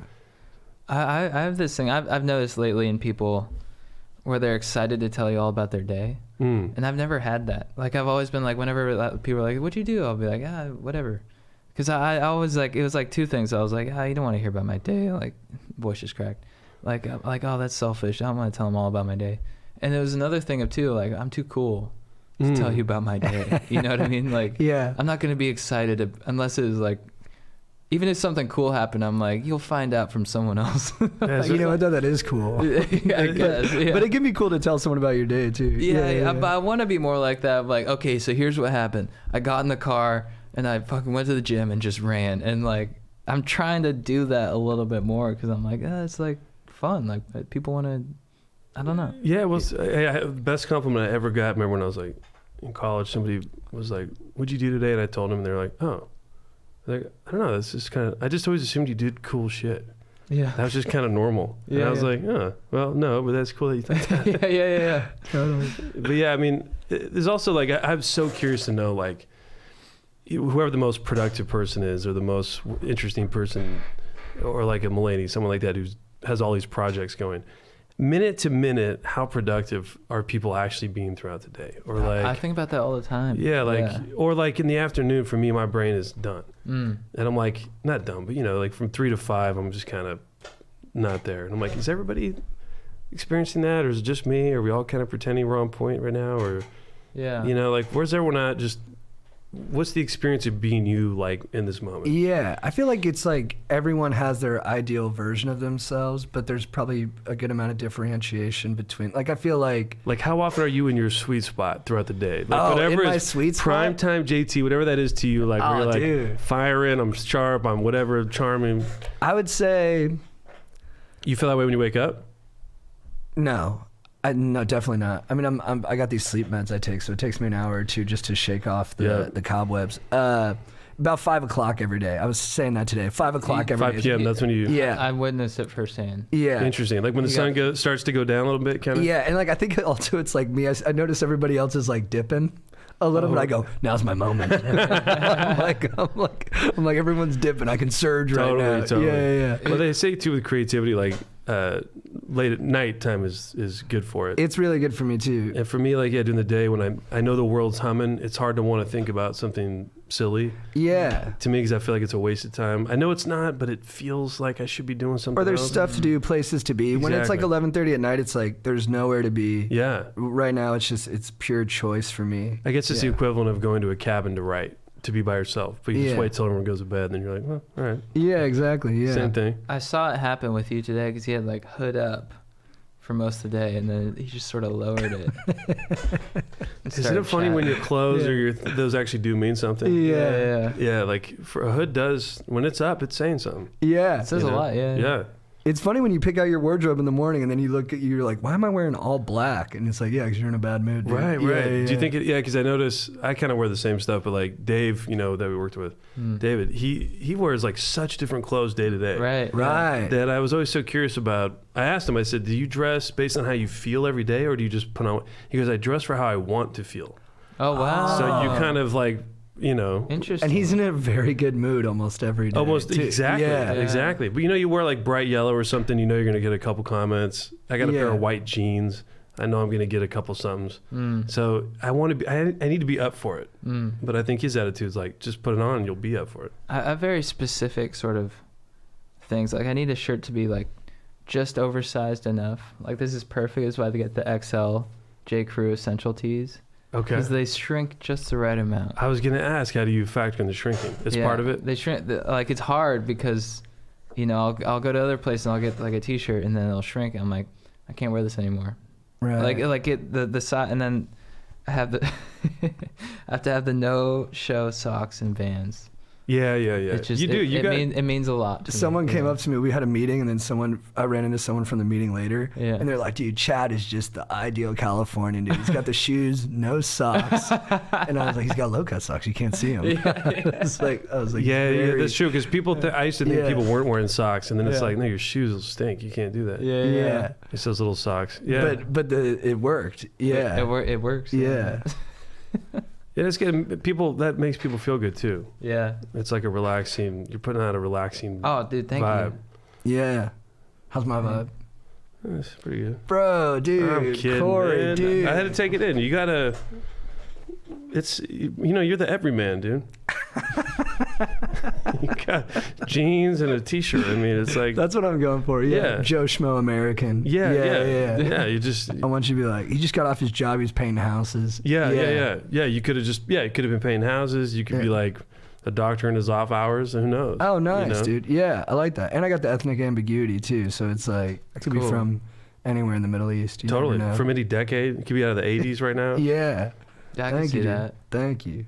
Should we do some questions? Let's do it. Oh yeah, first. So you went to UCSB. That's right. IV, the home of partying. Yeah. Did you have expectations going in, and did it exceed those expectations? Did it live up to that?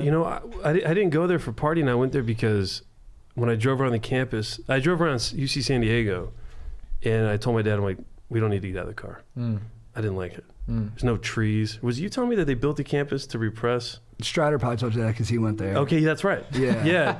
They built it in some way to repress. They didn't want kids being able to congregate because protests were happening. Yeah. Maybe intuitively, it just felt like this place sucks. Yeah. Right. But in UC Santa Barbara, I just drove around eucalyptus trees. Love the smell. I was like, I'm going here. Didn't even do any research. That's cool. Strider was bumming hard that he went. Like we went down there for like a weekend trip, and on the way back up, he's like, "Why the fuck did I go there, dude?" Yeah. I mean, I had friends that liked it, but like when you're in Santa Barbara, then no disrespect to any UCSD. No. I mean, a little bit, but it's probably a better school. I heard. Right. Yeah. But what does that even mean? And when you live off campus in Santa Barbara, it's all college kids. So I'd go visit friends in San Diego and be like, this sucks. Like your neighbors are adults with kids. Like you can't party. So Santa Barbara was whatever I thought college was going to be times 20. Right. It's just like, did you guys ever party there? Yeah. Yeah, it's the best. I remember I went to party there. I went there in high school at first. And you partied there in high school? Yeah, it was like my senior year, maybe actually my summer of my junior year. And I was like, I didn't get in. I really wanted to go. So you're like spite party.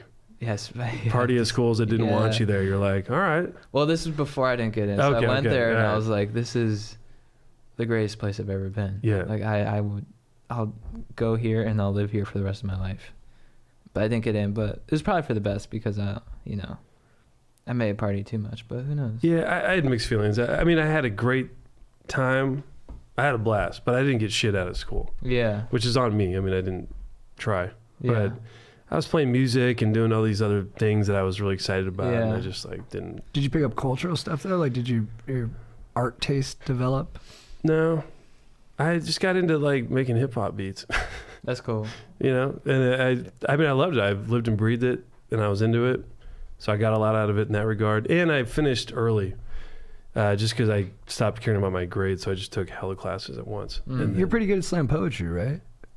Well, could you do some on here? Yeah. Yeah, I could probably do some. I mean, it's the joke is that it's. I mean, I'm not good at it, but. Well, but the part of the joke is also that you're pretty good at it. Okay. Yeah. Sometimes. All right. Give me a topic. I'll try. Recycling. Recycling. How come when you pick something up, your impulses make it trash, turn it to ash? I give it like cash, recycle it. But how come when you sit at a table, you don't even think about the side of it? How come you don't touch the underside of it? The table has two sides, doesn't it? Isn't rust what you get when water turns to metal? But how come when you talk to the lettuce in your garden, it doesn't meddle with the other vegetables? How come it settles, okay, when the rain comes down, okay, and kisses the soil? How come it doesn't boil when it's hot? How come you forgot what you already didn't know when you put on your socks, gave it to your shoes, talked to two people, turned a 4 into 2 2s? How come a 3 becomes 1 less than the 4 when the noose is tied around the neck of the goose that you let loose when you had the golden hen? My dog. Dude, that was amazing. Straight fire. I mean, you know. Did the table with the underside of it? I mean, you know, you don't think about those things, but No, tables not have at two all. sides, you know? Dude, he threw so much like metaphor at me. My brain was just like, Yeah, that's why I don't was do dizzy, that's, but in an exciting that's why I way. don't do it too often, you know? Right. Is it just like, it can rattle you for Discombobulates. sure. Yeah, You'll me too. overwhelm people. Me too, yeah. Yeah. Yeah, do you ever feel overwhelmed? You're like, oh no, I don't know if I can pack all this stuff back in. I might have let too many ideas out. Yeah, and sometimes energy, like I'm almost surprised I didn't just fall out of my chair onto the floor. Sometimes I just am so spent, you know, because I'm trying to Yeah. leave it all out there, you know? Right. Yeah. I could feel that. Yeah. I could feel that. That's like when you watch like Ian Curtis and you're like, oh man, I wish I had like an ailment that like made me a more profound artist. Which one's Ian Curtis? The dude from Joy Division, I think he was like Got it. epileptic. Dude, your ability to remember names is insane. Yeah, oh, that's crazy. Nice. Thank you. It's not a compliment. It's just Well, a what it name. is. What It's is a that? fact, A right? game? No, So just go. no, but do you have a good memory for what is the experience of being you with that? When I try to remember names, I'm like, it's not even close. You know what's not funny? coming. It's like I feel myself losing it a little bit, and I'm like trying to find out what the factors are that would be. But I think it's just life and more information coming in, and there's not room for the older stuff. But it'll take me like 5 seconds to remember like who the other big hitter on like the Colorado Rockies was in the '90s, and I'm like, what the fuck? Like, what the fuck's going on? How dude? did you think of that? I'm like, you know who Dante Bichette is? Don't fuck that up. I was thinking Galarraga, no? Yeah, Andres Galarraga Okay. and Larry Walker. Yeah. What about And then who? Oh, for sure, Oh, dude. See, yeah. I'd forgotten about him Dude, that was altogether. a good team. I kind of They're a very good team. Yeah. Yeah. Did they when you read like I'm like are you interested in names also? Like when you see the credits of a movie or Yeah, I'm interested in that. Like, I'll always think about like I'll just be like, what's the movie I can name like the most actors in? Like, what movie has like the biggest cast? And then Interesting. for some reason, my brain always goes to 2 movies from the same year. It's always like Zero Dark 30 or Lincoln. Because I don't know, Lincoln was just Zero Dark stacked. 30, really? Maybe not that one, but Lincoln was just stacked like wall to wall. Like every actor, Yeah, every yeah. bit part. Like Adam Driver has like 2 lines in it or something like that. Oh, does he? Yeah. Huh. Or like Michael Stuhlbarg has like. That'd be a good category. lines. Like people that are when you see like the way Rami Youssef is in or no wait. That makes Rami them, Malek. Rami Malek is in The Master. Yeah. You know, people that went on to be big, Oh, but yeah. then they played small roles in other movies. Yeah. Because it's weird when you see them stuffed then into that little role. Yeah. Like with Adam Driver, you're like, I've seen you do so much, and now you're doing 2 lines. Philip Seymour Hoffman was the best at that though. When he would do a 2-line part, he would still be like full Philip Seymour Hoffman. Oh, that guy, there needs to be a study on charisma with that guy. And his weird charisma. Dude, what is it? Like, it's not anything you could really put your finger on, but even in like, Mission Impossible 3. didn't see it. Okay. Son of a Woman, though. Yeah. Like, even as like a sniveling guy that you're not meant to like, you're like, that guy's amazing. Yeah. Boogie Nights killed it. Amazing. One of the funniest. Oh, I'm an idiot. I fucked up. Yeah. Dude, in Punch Drunk Love, when at the end of that movie, when he's like, that's that. Oh, that's that. the best. It's one of the funniest performances ever. Yeah. It's the best. Magnolia. Oh, yeah. Magnolia. Dude, I gotta great. revisit that one. I haven't seen that since I was a kid. I've told this story before, but he saw me arguing with my girlfriend in New York, and she was crying. Yeah. And he just looked at me, and I was like, "Oh fuck, dude!" I That's wanted to walk up to him and be like, funny. "Phil, dude, it's it's just." What should I do? She wants me to have a job, and I'm just an intern right now. But I mean, it's gonna take time, bro. Well, Yeah. whatever he would have said. Yeah. He didn't see me. He looked concerned. Oh, Yeah. you're trying to make sure things are going all right. Yeah, he was like, "Is this gonna like escalate?" And I wanted to be like, "Dude, it's all good." But at the same time, I was too worked up. You're telling Yeah. your girl, you're like, let's keep fighting. I think he'll get off the bike. Yeah. Let's argue louder. He'll come over and say something. Yeah. Hit me. Yeah. I'll get him with like saying I liked his Jack Goes Boating movie, like something real small. Oh, that's you funny. know. Yeah. Oh, Jack Goes Boating. Something How was personal that? to him. Yeah. Good? I never saw it, so I'd be lying to him. Yeah. But I know it came out of like his theater company or something like that. Yeah. All right, should we answer some questions? Let's do it. All right. Stokers of Stoke Nation. Thank you for the questions. Up first. What up, dudes? I'm a longtime listener to the pod. Every time I think about masturbating on the 5, I always put on the pod, which keeps me from wasting a load on my steering wheel, as opposed to a female bosom. Oh, masturbating on the 5. I think he means the 5 freeway. Don't do that. Masturbating. I always put on the pod, which keeps me from wasting a load on my steering wheel as opposed to a female's bosom, with consent, of course. And that alone gets me fired up. So here's my question. I've been friends with one of my bros for quite a few years now, and I was starting to think this guy was my ride or die. We raged together, shot the breeze, got late night burritos from Muchas, ran firework booths, etc. But out of nowhere, my homie has stopped taking my calls, and he never returns them. I'm used to getting ghosted by chicks, but by one of my bros, it just doesn't add up. Should I reach out the olive branch of friendship and just ask my bro what's good, or should I just take the ghost for what it is and live to see another day? Also, big shout out to my boy Big Balls Matt. Keep swanging, baby. It's a long ass email. Yeah. I don't know. Well, first off, dude, congrats on the no jaying off on the freeway. It takes a lot of Yeah. restraint. I'm proud of him for that. Yeah. Because that is a boring ass highway. I've done that drive many, many times. Yeah. Sometimes you're like, I don't know. What else am I doing? I've gotten Yeah. horny on there. I can relate to it for sure. I mean, I used to crank while driving. It's just so dangerous. Yeah. One time I did that up to 5. This is back in college. And this guy I knew from college peels by next to me, head out the window going, dude, like how crazy is it to ever see each other on the freeway? And I was like, oh shit. Yeah. And I covered up real quick and I was like, I wonder what that was. Yeah. Yeah. If he knew. You think, oh yeah, or life was maybe sending you a message. Yeah, like, dude, what are you doing?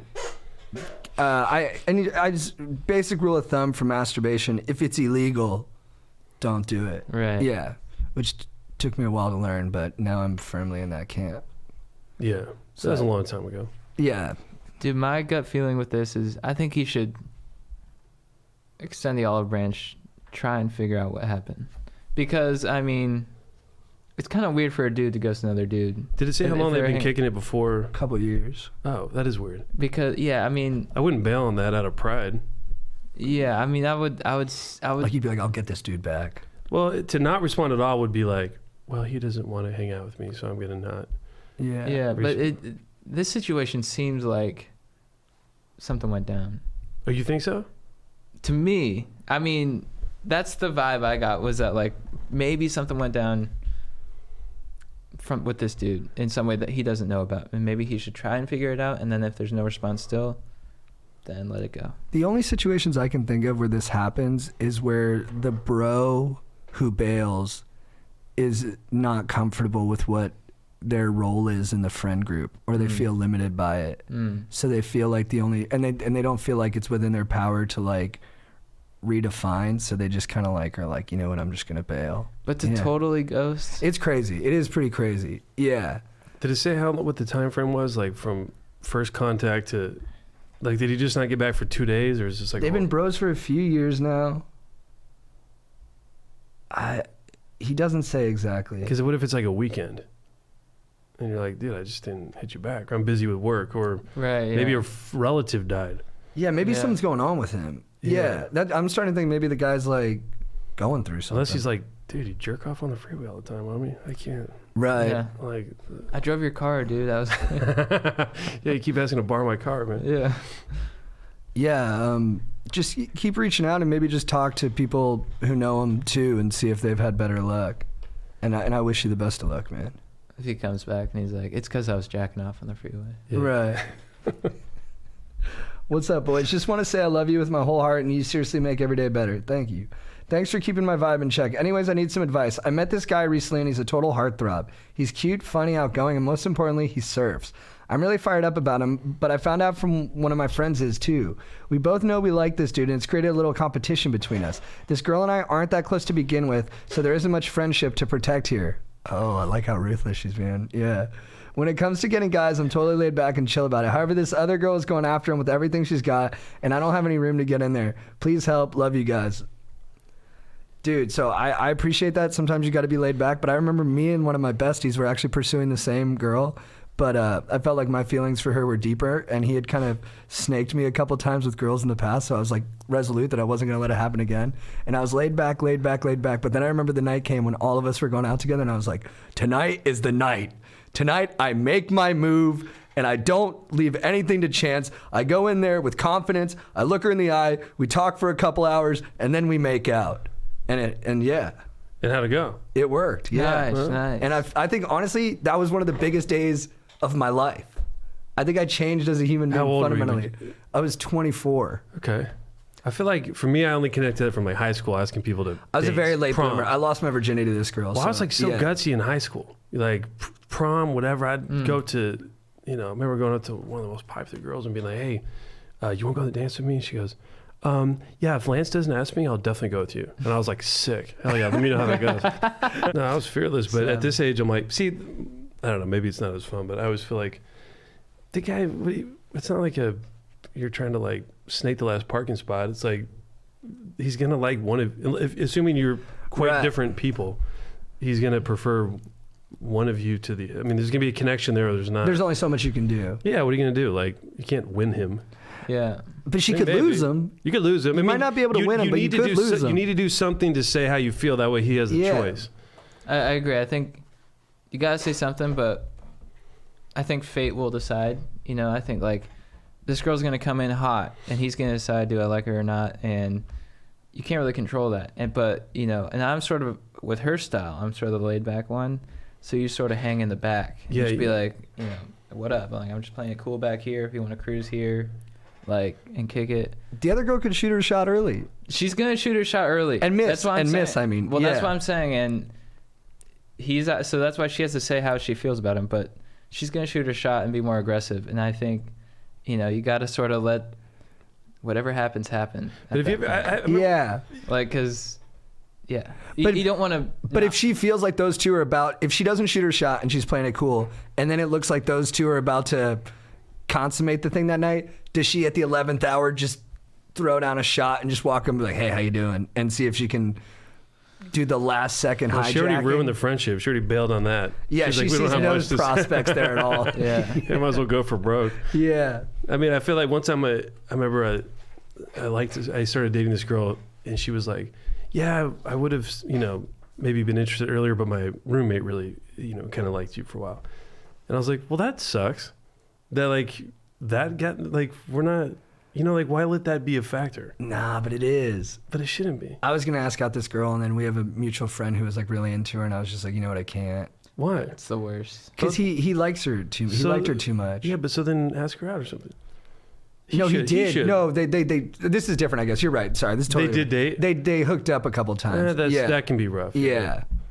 But right. But that said, like, the older I get, the more I'm like, look, love doesn't come around that many times. Like, you can't be that picky to like, oh, Stan already hooked up with her twice. Well, then I got to throw that away. Yeah. Well, I think it's a timeline. I think you just wait enough time where they've dated enough other people now where it's like enough in the background where it's okay. Yeah. But I don't know. I think you just got to check in with the person. I don't know. It's tough. That's true. And there's a big difference between like, hey, I'm thinking about asking her out. What do you think? Versus, hey, like, we're like really good together. What do you think? You just do it behind his back. Yeah. My buddy Warner, I always really respected because he didn't do it behind his back, but I went out with this girl a couple times and he hung out with us one of the times. And then I guess he just ran into her at like a restaurant and they vibed, and he got her number, and he came up to me one time and he's like, hey, you know that girl you're really into, Allison? He's like, I'm gonna hook up with her. And I was like, what? I was like, are you being serious? I was like, I'm not cool with that. He's like, I know you're not cool with it, but I really don't think it's that big of a deal. She's into me, I'm into her. We're gonna hook up. And I was like, you're the only one who's not over this. Yeah, and I was like, dude, it's so fucked up. And then he was like, I know, but I think you'll get over it. And I did. And then the thing with him is he didn't care if you did that to him, so there kind of was like an integrity to it. It'd be funny though if also like, let's say he was like 75, you're way down the road, and he's like single and he's never married or had kids, and he's like, yeah, the one woman I fell in love with, I never did talk to because I knew you wanted to hook up with Yes. her. You'd be like, what? Yeah. No, dude. You were lonely your whole life? Yeah. Bros, dude. There's an episode of Lovesick about that. Really? Yeah, where the guy doesn't pull the trigger because of his buddy, and then the girl dies, and he's like, I never got my shot, and I was in love with her. Yeah. So yeah, you can spin it either way. Yeah. Well, do you guys think Leah's gonna come? Oh, is this? I think her and this guy are gonna end up together. I do too. I think it sounds like the other girl's coming in too hot, and she's gonna scare him away. This guy sounds whack to me. You know what I think she should do? Call. You know what I think she should do? Call. Pick up surfing. Yeah. Meet him on the waves. See him out on the waves. Ask him for a surf lesson. Yeah, go where the other girl can't go. Right. Yeah. Or see if he has a friend. Yes. Fight him on different terrain. That's right. Or not fight him, but meet him on different terrain. All right, what up, Chad and JT? I got quite the problem on my hands. I'm taking a public speaking class in my university, and for my first speech, I was doing a presentation on how to surf. And I started the presentation with "What up, class?" and the professor wasn't feeling it at all. The class loved it. I have another speech coming up in a couple weeks, and I'm curious, do I go all out and start my speech with a "What up, class?" again, or do I just conform to his public speaking schmoll ways? I've included the pic of the rubric he gave me, and he really gave me unsatisfactory for that intro. Keep up the great work, and JT, you're an inspiration with your herpes. Thank you, dog. Even though I don't have it, I think it's sick you're getting it out there and chasing tail. Boom, clap, baby. Yeah, responsibly. He wrote "What up, class?" and the teacher put a smiley face in the unsatisfactory marker. Wait, a smiley face? Yeah. Sure, that's a bad thing? Yeah. Well, it's in the unsatisfactory, and he didn't. Oh, I see. Yeah, I think the other stuff was satisfactory. Oh, dude, I don't like this teacher at all. I like how. What up, class? It's funny to be like, I went all out and said, "What up, class?" Yeah. It's not really all out. Yeah. What? They said I went. Should I go all out and do it again? I just would say I don't know if that's. I think going "What all up's" out. as all out as you can That's get. as all out as you can get. Yeah, for sure, dog. All right. Yeah. A monster "What up"? Up front. What up? All right, that's true. That's as wild as you can get with a speech. I mean, it killed. Why would you not do it again? Yeah. It sounds like one of those comics who's like, well, that joke's a little this and that, and you keep crushing with it. You're like, hey, Yeah. it is what it is. I would take the teacher to the side and be like, look, this is my thing. It's my voice. This is my truth. Like, I know you're not vibing with it, but I'm going to keep doing it. Yeah. Yeah, I wonder what his why he was not into it. Are they meant to be prepping for something? Like, is this for job interviews or something? Yeah, public speaking. Maybe he's like, good afternoon is what he's looking for. You already lost me if you do that. Dude, I would talk to your teacher after hours, and I would start with a "What up?" Yeah. What's the problem with "What up?" And then see if you can, or maybe make your next speech about why "What up" is a solid intro, and see if you can persuade him with those solid rhetorical skills you got. I think you get more flies with honey, so just drench that dude in honey. That's what I'm saying. It's a bummer that the class was into it. Yeah. Like, I'm just thinking, he's got a lot of guts to be like, no, don't do that. You know what I think? I think this teacher's jealous. It seems He's like jealous it. of the laughs he got. He's like, you can kill in my class? That's unsatisfactory. It ain't gonna kill out there. Yeah. Well, it's like when the Little industry smiley tries to face. deny certain talents, but they just keep crushing with audiences. That's and right. It becomes undeniable. Just leak it. Yeah. Let's go. All right, what up, Chad and JT? One of my best friends is getting married in a month, which is going to be legit, but I've got a debacle in relation to who to take as a date. I'm between an old friend from home or a potential future relationship I've met in the last couple weeks at school. Both are fun girls who would be fire dates. The problem with the girl from home is she is low-key starting to talk to a guy at her college right now, and I don't want to invade on a bro that I don't know. The problem with the girl from school is she won't know anyone there, and I will have a large amount of family there, so she would have to sit alone at dinner because I'm in the wedding party, and I don't want to put her in a situation like that. That's very considerate of you. I could see a future with this girl, and I don't want to take the risk of scaring her off with a weird night. Also, any recs on songs to get down on the D floor too would be legit. Anything by Genuine. Keep the fire content flowing. You guys are legends. Deep cut Genuine? Yeah, differences. Nice. Yeah. But it sounds like he likes the girl, the second one more, right? Yeah. I think you do that one. That could be a good bonding experience. Even leaving her at the table with no one she knows. He has to leave her at the table? Yeah, because he's in the wedding. So he's going to be up on like the dais or whatever. Oh, right. You can't bring a date up there. Yeah. What a divisive. Right. It's the worst. That's tough. Yeah. Yeah. I think he's got to bring her to the wedding. But he's got to say up front, like, look, you're going to be alone for a while. Maybe you could try and pull some strings to get her to get a friend to go, which is tough. But I think take her to the wedding because you're going to make up for it with the dancing. Yeah, and it's just a small part of the day. Small part. You know, it's an hour at the meal. You can even get up, move around a little bit. Yeah. Or put it in her court. Put it in her court. Yeah. I don't know, dudes. Put it in her You court. don't know? I think it could be a little dicey leaving her at the table. If he doesn't tell, but what if he's up front and he's like, look, you're going to be at the table. Just let you know up front. So if you don't want to go, that's cool, but I want you to come. That's what I think. Give it to her, because yeah. what if she's like, dude, that sounds awesome? What if she's an extrovert, loves to talk to That's people? true. Right. That's true. But I just think it's so early, like things are kind of fragile in the early going that you kind of don't want to throw them into the deep end. No, that's where you bond. That's You right. need fire Yeah. to forge the love. Okay. Yeah. Okay. Well, turn up the heat then. Turn Drop it her up. in the Put it- lava yeah, and see do if it comes out like right. Spanish steel. Let's go. Yeah. Portrait of a lady on fire. What's up? All right. Last question. I think you got it right. Any deep cut recommendations on music? No, it's funny you say that because I was thinking Genuine, man. As much as I'm into the hits, I can't go past like 3 songs probably. That's it for me too. When I say deep cut, I mean the third song. Yeah.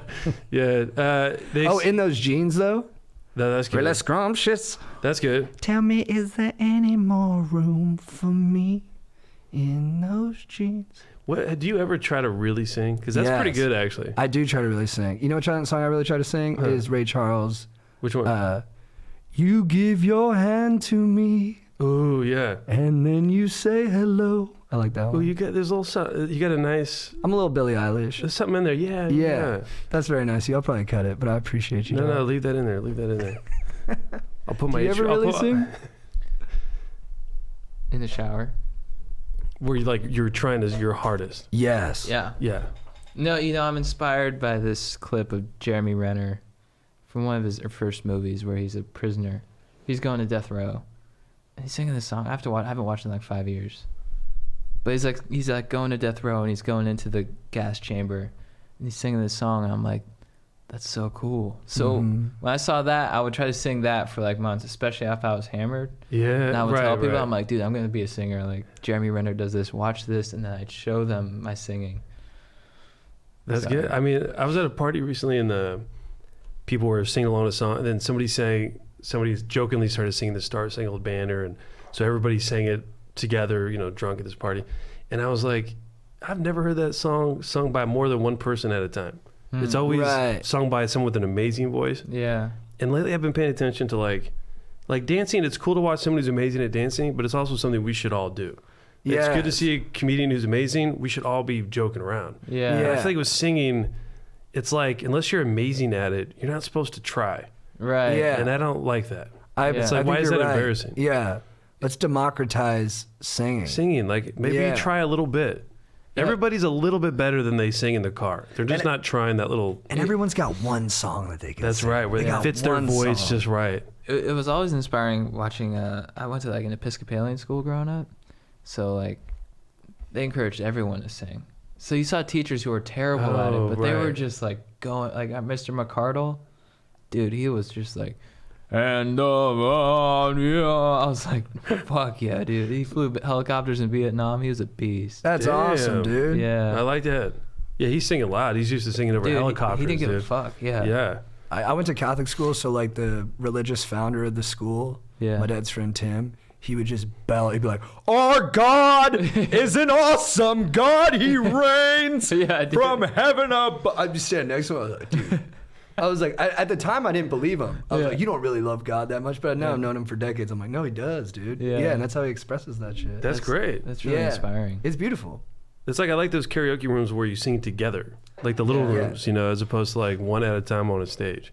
All right, last cue. Best friend cheating on other best friend.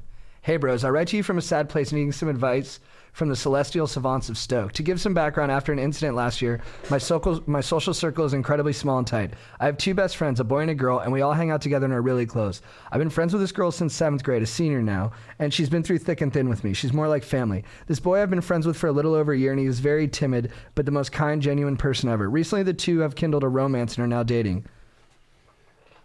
Today, my female best friend texted me telling me she cheated on him and how bad she felt. Except this is the second time she cheated on him, and the first time she said it would never happen again. Both times I've told her to tell him and work it out and be accountable for her actions, but both times she hasn't. It breaks my heart knowing my guy friend is so in love with her and has no clue this is going on. My girlfriend really likes him, but is having a hard time stepping away from the attention she gets from other guys.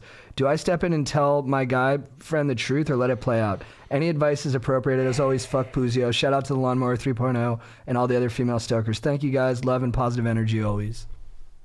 She's fucked. That's a lose-lose right there. I don't think you tell the guy. I don't know, dude. I was when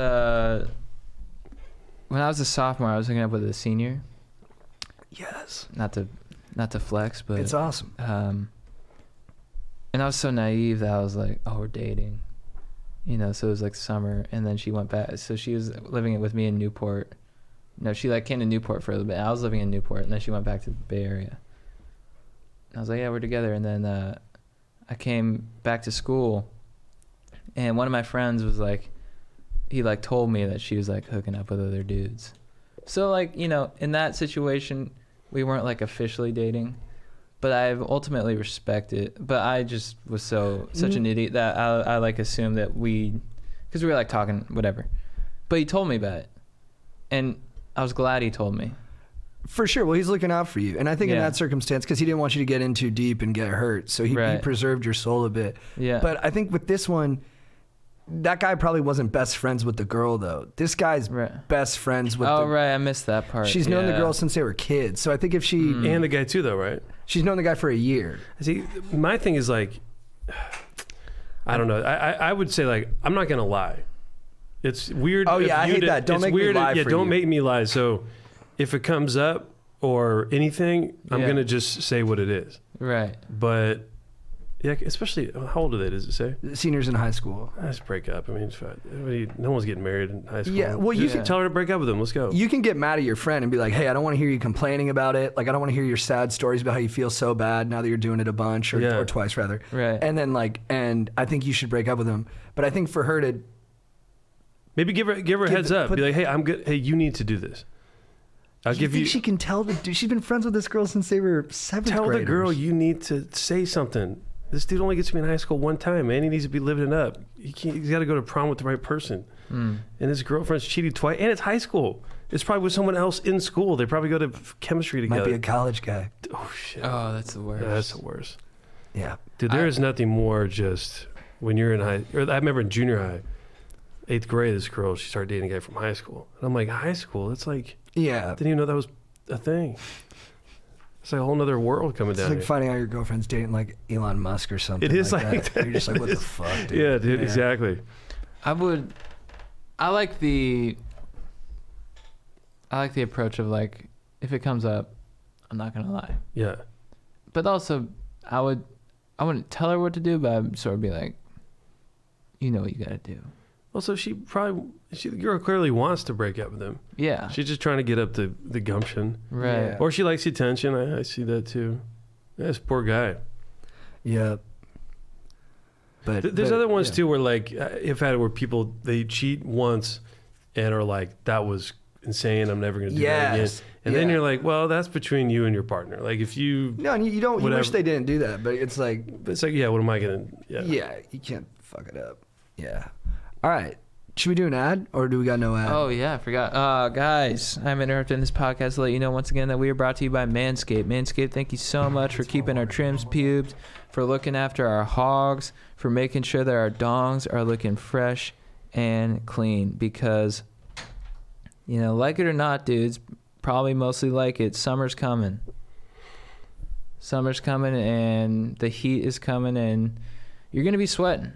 And you want to make sure that you have the proper haircut for that kind of high temperatures, all right? You know, you're going to be sweating. And you don't want it to get caught up in all this, you know, foliage down by your dong. Foliage? Like, what are you doing? I just... Like you're in the bushes, kind of yeah, like summertime. Summertime, it's like...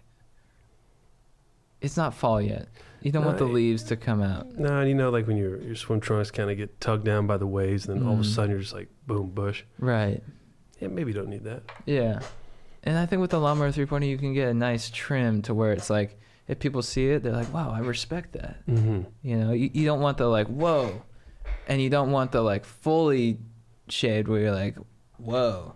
You want the kind of like, fuck yeah. I think for me, I'm always like, I'd probably be down to trim or something, but I don't know what I don't even know what's normal. Like, what am I supposed to be aiming for? Yeah. Because at least now it's no choice. Right.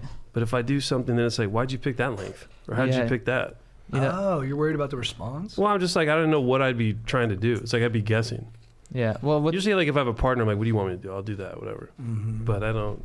Well, with this one, I think they do have adjustments. I go with the, you know, no guard, because I don't know. Folks, I've never trimmed, never even tried, but I'm so convinced by this product that I'm going to change my life starting tomorrow, I think. Well, Legend. Cory, you can use code GODEEP20 at manscaped.com. Thanks, dude. I already wrote it down. I'm excited to use it. Yeah, 20% off your order, my friend. What? Yeah. 20%? You heard it here Holy cow. on SoCal's most popular podcast. Dude, it's pretty incredible, too, when you get a message from just some young person from halfway across the country, and they're like, bro, thanks for the rec on the ball trimmer. I'm looking fresh as fuck. Oh, it's for balls, too? Yeah. Or, I mean balls. No, but I'm curious, because that's a different terrain. So with this one, I don't go all the way down, but you see like the stragglers, and you can just like... Yeah. Knock them off. Yeah. Huh. Gotta knock them off. Do you have one? I need to see what this looks like. Yeah, hold on. I got one in my back pocket. I'm just playing. A couple in the Pull it out like Doc Holliday with a handgun. I've got one in my glove department. I'll show you after the podcast. Okay, cool. Yeah. Aaron, you trimming your dick balls? Yes, I actually used my lawnmower 2.0 yesterday. Whoa, nice. Oh, yeah. Was it a good experience? Very pleasant. 2.0, I mean, there's like a second generation. Yeah. Yeah. They're constantly improving. It's remarkable. That's amazing. Yeah. What are they up to now? 2.0 is where we're at? Yeah. Okay. 3.0. Oh, is where we're 3.0. at. When you said Doc Holliday, I should have said, Jenny Ringo. I'll shave your dingleberries. I'm your dingleberry shaver. I'll be your dingleberry shaver. Yeah. Oh, an educated man. Yeah. I'll shave your dingleberries. Now I'll really let him shave my balls. All right. We're going to get into our beefs, babes, and legends of the week. I don't know if you're familiar, if you have them ready, but yeah. Okay. Oh, cool. no, I have one ready, but... Cool. But We'll go around and give you some time. Cool. Chad, what's your beef of the week? I forgot to think of my beef of the week, but right now, top of my dome, I'm going to go with coronavirus. It's... I'm not really scared of the virus. I'm not scared of getting it. I take cold showers, I'm an able-bodied dude. I'm not scared of... Even if I got it, I'd beat it, I'm pretty sure. But I just don't like the other consequences of it, like the economy and widespread panic and, quarantining. I don't like that stuff. So my beef is with the coronavirus, It's like, dude, you're kind of bumming everyone out. Don't come here. Freaking bounce, dude. Get the hint, man. Yeah. Dude, my beef of the week is, and I got a lot of feelings on what you're talking about, and I'm feeling the same, and it's coming up in a later one. Yeah. But my beef of the week is with a Pennsylvania county, Montgomery County. I'm getting a little political here, but they fired their top two public defenders, Dean Beer and Keisha Hudson, because they put in a complaint that they were putting up too high of unreasonable bail amounts for certain mistake makers, felons, or I don't know what you call them, or defendants. There it is. And they were also not always having a lawyer present for those people when they got their bail set. And they had some pretty ridiculous instances, like where an old lady stole a bottle of wine and she had like $5,000 bail. And you're like, that's not quite fair. Yeah. And I guess a lot of it is they're just covering their tracks because they don't want something bad to happen. And then, their positions get dinged. So I don't know. It sounds like these two public defenders were doing their jobs, and maybe they were doing it for attention or something like that. Maybe I watched the Ides of March too much and I'm looking behind the action too much, but it's worth thinking about. But I don't know. It sounds like they were doing their job, and I think Dean Beer deserves to remain a public defender. So shame on you, Montgomery County. Damn, it was like legit beefs. Yeah. You guys, is it always worldly beefs? No. I mean, look, I'll just beef. It was my constant beef. Happened again the other day. I was taking shit, public restroom. 5, 6-year-old kid came up, started looking at me through the crack in the bathroom door. Damn. And I just truly maybe that crack in the bathroom door is just my perpetual beef. I don't get it. I don't get why it exists. Every other door closes nice and neat. The bathroom door, always eye contact with people washing hands. I know we know this, but we're not doing anything. What is going on? Right. Is there a reason for it? Is there something about it that is helping the world? I don't know, but it's really kind of bumming me out. Interesting. And I would take more shits in public if it wasn't that way. I think we all want that. I think that would change the world. Yep. And if you have a Change your- kid, don't let him walk up to stalls and just look in. Yeah. Chad, what's your babe of the week? This is a tough one. This happened today. It's my car. Oh, dude. My Ford Escape Hybrid. So we went to NASCAR yesterday, Oh yeah. and my car was having it was tough to start. I'd take it to a valet or whatever, and I'd be like, "You're not gonna be able to start it." So, and it was those places where you have no choice but to valet. Like, preference, I self park, but those ones where you're like, you have to valet. So like, it was just like I was the only guy who knew how to start it. So it was getting tougher and tougher to start. And then in the past week, it was getting like I had to fucking, put all my weight on the key turning it, and it would finally just. And so I was like, oh, maybe it's the ignition switch. I think that's what's going on. It's gonna be all good. I'm gonna take it in. I've just been busy. And then Saturday rolls around, and I'm like, it's really tough to start. And we're supposed to drive to NASCAR. So I leave it in JT's garage because I'm like, let's take your car to NASCAR. And so we come back, I get in the car. It just did not start at all. And I'm like, fuck, man. All right. I guess the ignition switch is done. And then I got towed, called the mechanic today, and dude, you sound like a doctor delivering bad news. I'm like, how's it going? He's like, yeah, it's going. It's going. I'm like, I've never met him. I was like, what's up? And he's like, she's done. Damn, dude. The hybrid battery is done. It's probably going to cost $10,000 to fix. You got to junk it. And I was like, but then, you know what? But then I got kind of like a little bit stoked.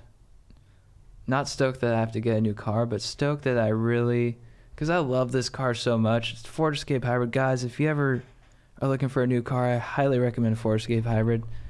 I drove this car into the fucking ground. I drove this car and I got everything I could out of it. You did everything. You did everything you could. Right? Yeah, you're I not did everything divorced. You're a widower. Yeah, 200,000 miles. All over California. That's around the world. I don't know how many times. When was this today? Today, yeah. And I'm sad because Three times around the world? I don't know. It's been 10 years with this car, and I've loved this. Fact check him on that. And I love this car deeply. It's my Ford Escape Hybrid. Yeah, I'm sure you do. How far is it around the world? Check it out. 24,000. 24,000. That's it? Yeah. Around the world? So damn. like 8 times around the world. Wow. Wait. It's only 24. I guess it's only The 3,000 across the equatorial country. circumference of Earth is about 24,901 miles. However, from pole to pole, the Earth is only 24,860 miles. Wow. Only a 41-mile difference, though? Interesting. That's pretty nice design. Yeah. Good job, God. Shout out. So yeah, my baby's my car. I got a junkie, unfortunately, but I will watch I will watch and I will videotape it and I will take tons of photos of you before, I put you in the ground. So I love you. Thank you for serving me. And but I'm stoked for the next phase of my life. So that's sort of how I'm viewing it. It'll probably hit me tomorrow a little bit more, but I'm renting. I'm sorry you're going through that, dude. It's all good. I'm renting a Jetta right now. It looks nice. Thanks. You already moved on. It's snappy. Yeah. Guys, if you have any car recommendations, let me know. Dude, my baby right now. Yeah. Oh, right now? No, that was to you. No. Okay, cool. No, that was to Aaron. My baby of the week is Ty Sunanan. He was a soldier who I met today at a city council meeting. Chad and I were just there taking in some local government. And I had been freaking out about the coronavirus too. I was reading some Chris Hayes tweets today that what we're afraid of isn't massive death from the coronavirus. What we're afraid of is a run on the medical facilities where they run out of enough stuff to take care of all the people who have it because it's easier to transmit than the flu. And reading that stuff, I was reading it at the city council meeting and I was working myself into a panic. And then right when I put down the phone, Ty Sunaman walks up to the mic. He's a soldier, so he presents well. You trust him right away. And then he says, guys, I work at a base where we have some people who have been quarantined because of the coronavirus. I tell you this not to scare you. I tell you this to relax you. We have it under control. The medical facilities are prepared for this. Like, don't go buying masks. Save those for the people who really need them. And don't worry, we have this under control and everything's going to be okay. Wash your hands a lot. If you're coughing, cover your mouth and just relax if you have some symptoms because a lot of them overlap with the flu. And just hearing him say all that, like, relaxed me so much. He's like, look, you're going to be hearing a lot about it. You have to hear a lot about it, but we have it under control. Famous last words. I'm just saying that I respected this guy. When a guy in the military says says something like that, man, it does get you. And we talked to him afterwards, and he was very nice to us, which was very cool. Yeah, it was cool. And I asked him to come on, but active military is not allowed to come on, so which is a bummer. Oh. Yeah, but thank you, Ty. I mean, you just really brought so much peace to me and to the other members of the city council attendees. So that was nice. Thank you, dude.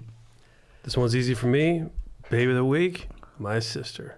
Oh, wow. nice. Pregnant right now. She's inducing on Thursday. I'm going to fly up on Wednesday. She's got 3 boys, 4th one coming. We don't know boy or girl. She didn't want to find out. We're all kind of hoping girl. Mix it up. I kind of think it's going to be another boy. Nice. But she's killing it. She's got something where her hips aren't rotating the way they're supposed to, or they're supposed to, like, your joints are supposed to loosen up during pregnancy. Yeah. And they're not, so it's really painful for her. Oh, no. She's killing it and giving me nephews. I need them because I don't have kids. So it's great. Nice. You'd be a fire dad. We'll see. For sure. I'm doing a good job with the uncle game. That's awesome. nice. But dad's a different game. You got to put in the work daily. I think I'd love it. Yeah. I think I'll be good. You'd rise to the occasion. I think so. Oh, I love yeah. kids. I think Yeah. I'd let the rest of my life fall apart in a way I'd have to be careful about. Interesting. Yeah. Yeah. Chad, who is your legend of the week? Trader Joe. Nice, dude. I should have researched more on him, but this dude, he passed away this week. This is a guy this is Joe. He started Trader Joe's. He started the first store in Pasadena, I believe it was 1968. Mm-hmm. He's been giving us quality, often organic food at cheap prices. And I just want to thank him for, providing that for citizens all over the country. I mean, I hit Trader Joe's all the time. I love their products. I love their prices. I love the vibe. I love the Hawaiian shirts at the registers. I mean, you really created something special. So, Joe, thank you so much. Joe Colombe. I think that's how you say it. And also, only one of everything. Right. That's what I love. Yeah. Can of beans, I just need one option. Yeah. You go to Good Vaughn's, call. it's like overwhelming Yeah. how Yeah. many cans of beans there are. And it's like, some things in life I have preferences on when it comes to beans, tuna, shit like that. Just I don't one. give a fuck. I don't give a Right. fuck, man. Dude, they have good machi balls. They do. Those are phenomenal. They're epic. And they're always refreshing, right? Like they always have like a new treat every month, right? Yeah. Like they have They have samples. what's the their samples are out of control, dude. They're like Yeah. meals. Yeah. I brought it into the office. What's the stuff that comes in a box and it's a mix and you get different kinds of it? I could literally be describing anything in the world. Wait, what kind of salty, All right. sweet? It's sweet. It comes in a box. It can be salty though. Sorry. And there's different mixes of it. It's like powder granola. Solid, granola. It's granola. Oh, yeah. They do different seasonal granolas at Trader Joe's. Oh, yeah, totally. And then they're gone, and then you miss them, and then they come back. Yeah, you know, I always stock up on the little fried onion pieces. You ever use those? Oh, dude. Dude, they're seasonal. So I get about 10 of them, you know, in the winter, and just Like a bear. Who eats fried onions I and then love use them all onions. year. Yeah. Same with canned pumpkin. It's good for smoothies. A lot of vitamin A. Dude, I've never tried that. Sweetens your smoothie. A lot of vitamin A. So Crazy amount of vitamin A. What's your smoothie with the pumpkin in it? Pumpkin, blueberries, spinach, cinnamon, some other shit. That sounds good. That's as fuck, awesome. dude. Yeah, pumpkin's good. A little sweetener. That just fired me up. So thank you, Trader Joe. Look at what you just did to this podcast. You're a beast. Thanks, dude. Dude, my legend of the week, and I'm not even sure about this, but I think I got to give it to him, is Logan Paul. Oh, wow. Yeah, look, I'm with the rest of the world on Logan Paul. Well, I guess the world's split 50-50 because he's got about 60 Literally, billion everyone does have followers. yeah. But I was prepared to dislike him. You know, I think that his online presence is not my cup of tea because, like Doug Benson says, I don't like tea of shit. No, I don't know, man. You're fine. You know, and obviously got in trouble for the dead body thing, and you know, we ripped on him, you know, justifiably for that. But he sat next to Chad at the NASCAR race yesterday, and then and he was pretty gracious to all of his fans. And then I wanted to go up and kind of like troll him a little bit on camera, so I went up to him and I asked Bill Zarian one time, Dan Bilzerian, I was like, "Are you happy?" And so I was like, "Oh, maybe I'll ask Logan Paul the same thing." And then I walked up to him and I go, "Hey, Logan," I'm like, "Are you happy?" And then he goes, "Yeah, man, every day," very sincerely. And then I was like, all right, dude, my dad's a huge fan, like little ribbing. And then he goes, "Hey, dude, I know your stuff. I like it a lot. Have a good rest of your day, man." Like just super down the barrel, straight ahead, nice. And I was like, you know what? He's a nice guy. Yeah. And then I just had to take the L on it. Yeah. And he looked over to me just with the phone. I'm like, Yeah, and we were filming him. We were Logan Paul and Logan Paul. And he rolled with it as well as someone can roll with it. Yeah. So I don't know. And he's jacked, dude. Like, I mean, this just might be my caveman instincts, but I just respect a dude who's 6'2", 215 with good composition. So I got to say, he's got a rig on him. Yeah. Speak on it, There's a Corey. reason he's famous. I got no opinion on him. I don't know shit. But every time I hear bad things about him, I always just feel bad for future him. Because he's going to be 30 one day and be like, I can't believe I went to that forest and saw a dude hanging himself and did that. Yeah. But like, what is it like to be on YouTube and all this stuff? Like, he's going through a weird psychological experiment that none of us know anything about. right. To live your life that I don't know. I could, you know. That's why he's got 7 boys with him at all time. You know, that's like his echo chamber, but in a good way almost. You And know? his persona is that, you know, and who knows, like, how much of that is a part of him versus him, and I don't know. Yeah. He was really working. I think too. it's him though. Yeah. I do, yeah. He was really working too. I mean, he had his camera. He was filming the whole thing. I mean, Oh.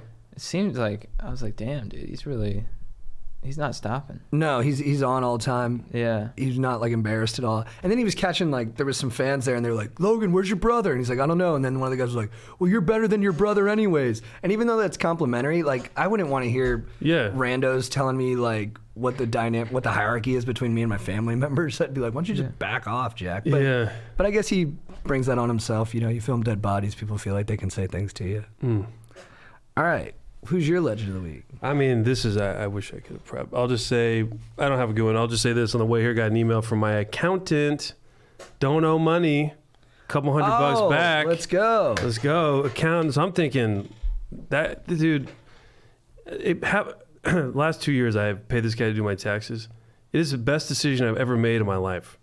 Taxes, I don't know how you guys feel, but I'm always like, if the IRS came to my door tomorrow and was like, "Hey, we have to arrest you for taxes," I'd be like, "Yeah, that makes sense." I never once thought I did it right. Dude, me too. It's like I'm guessing, and every year I'm like, "All right, is that good? Does that seem like..." I'm living on borrowed time. I mean, if you told me I owe them $10,000 or they owe me $100, I'd be like, I don't know.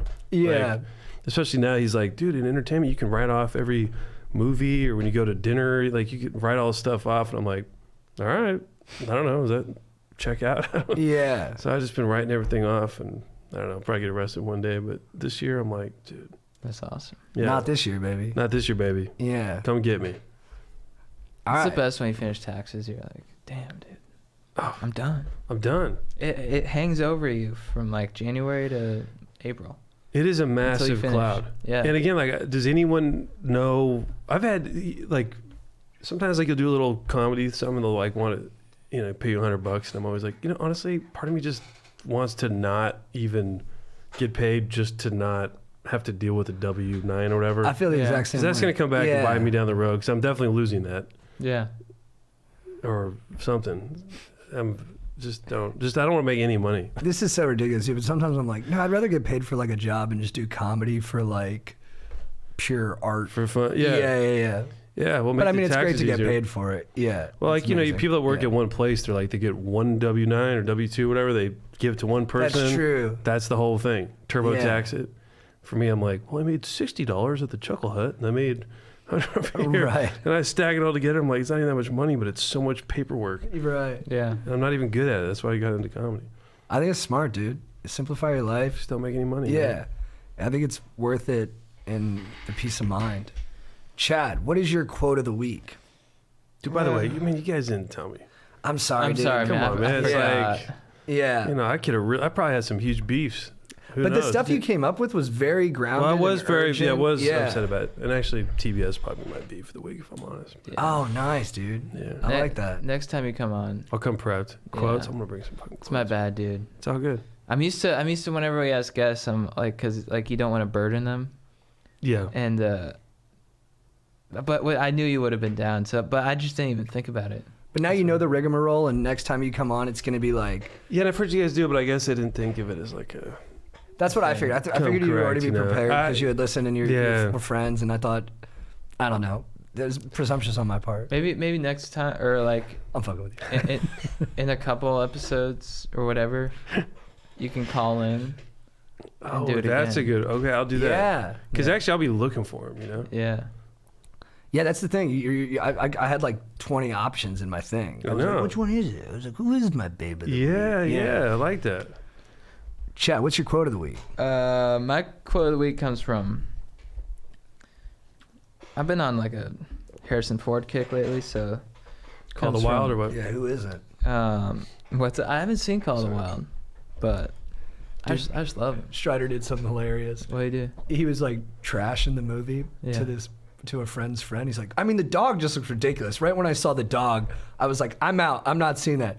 She's wearing a Call of the Wild sweater. And then he doesn't realize it. And then after like a couple more minutes of conversation, we realize she works in the special effects on the movie. And then so Strider has to walk it back. He's like, but it looks amazing. Like, and just did a really good job of recovering. God. But literally was like talking to the person who was directly responsible for the look of the dog. That's hilarious. Dude, it was so funny. I was just watching him do it. You know that train wreck look? You're just like, what am I watching? Yeah. That's So- hilarious. Of all people too, he's so nice. Yeah, nicest guy in the world. Okay, so this comes from Star Wars Episode 5, The Empire Strikes Back. C-3PO is like, Sir, the possibility of successfully navigating an asteroid field is approximately 3,720 to 1. Han Solo, never tell me the odds. Ooh. Nice. That's why I like, That's a good line. with coronavirus coming in hot, don't tell me the odds. Does that movie have a lot of good quotes? Yeah. I think so. I need to rewatch it. I just Googled Harrison Ford quotes, honestly. You know, this one, may the force be with you. I've heard that one, yeah. Nah, dude. Aaron hit us. When Princess Leia goes, I love you, he goes, I know. Oh, yeah, that's legendary. And dude, here's the thing. They were sleeping together off camera. He's married. She writes a book about it years later and dedicates it to his ex-wife. Oh, Which I thought was such a weird move. Yeah, what rest a in peace, nut. Carrie Fisher. Yeah. Whoa. Dude, is when a she weird died, move. she had Molly in her system. Yeah, she's freaking raging.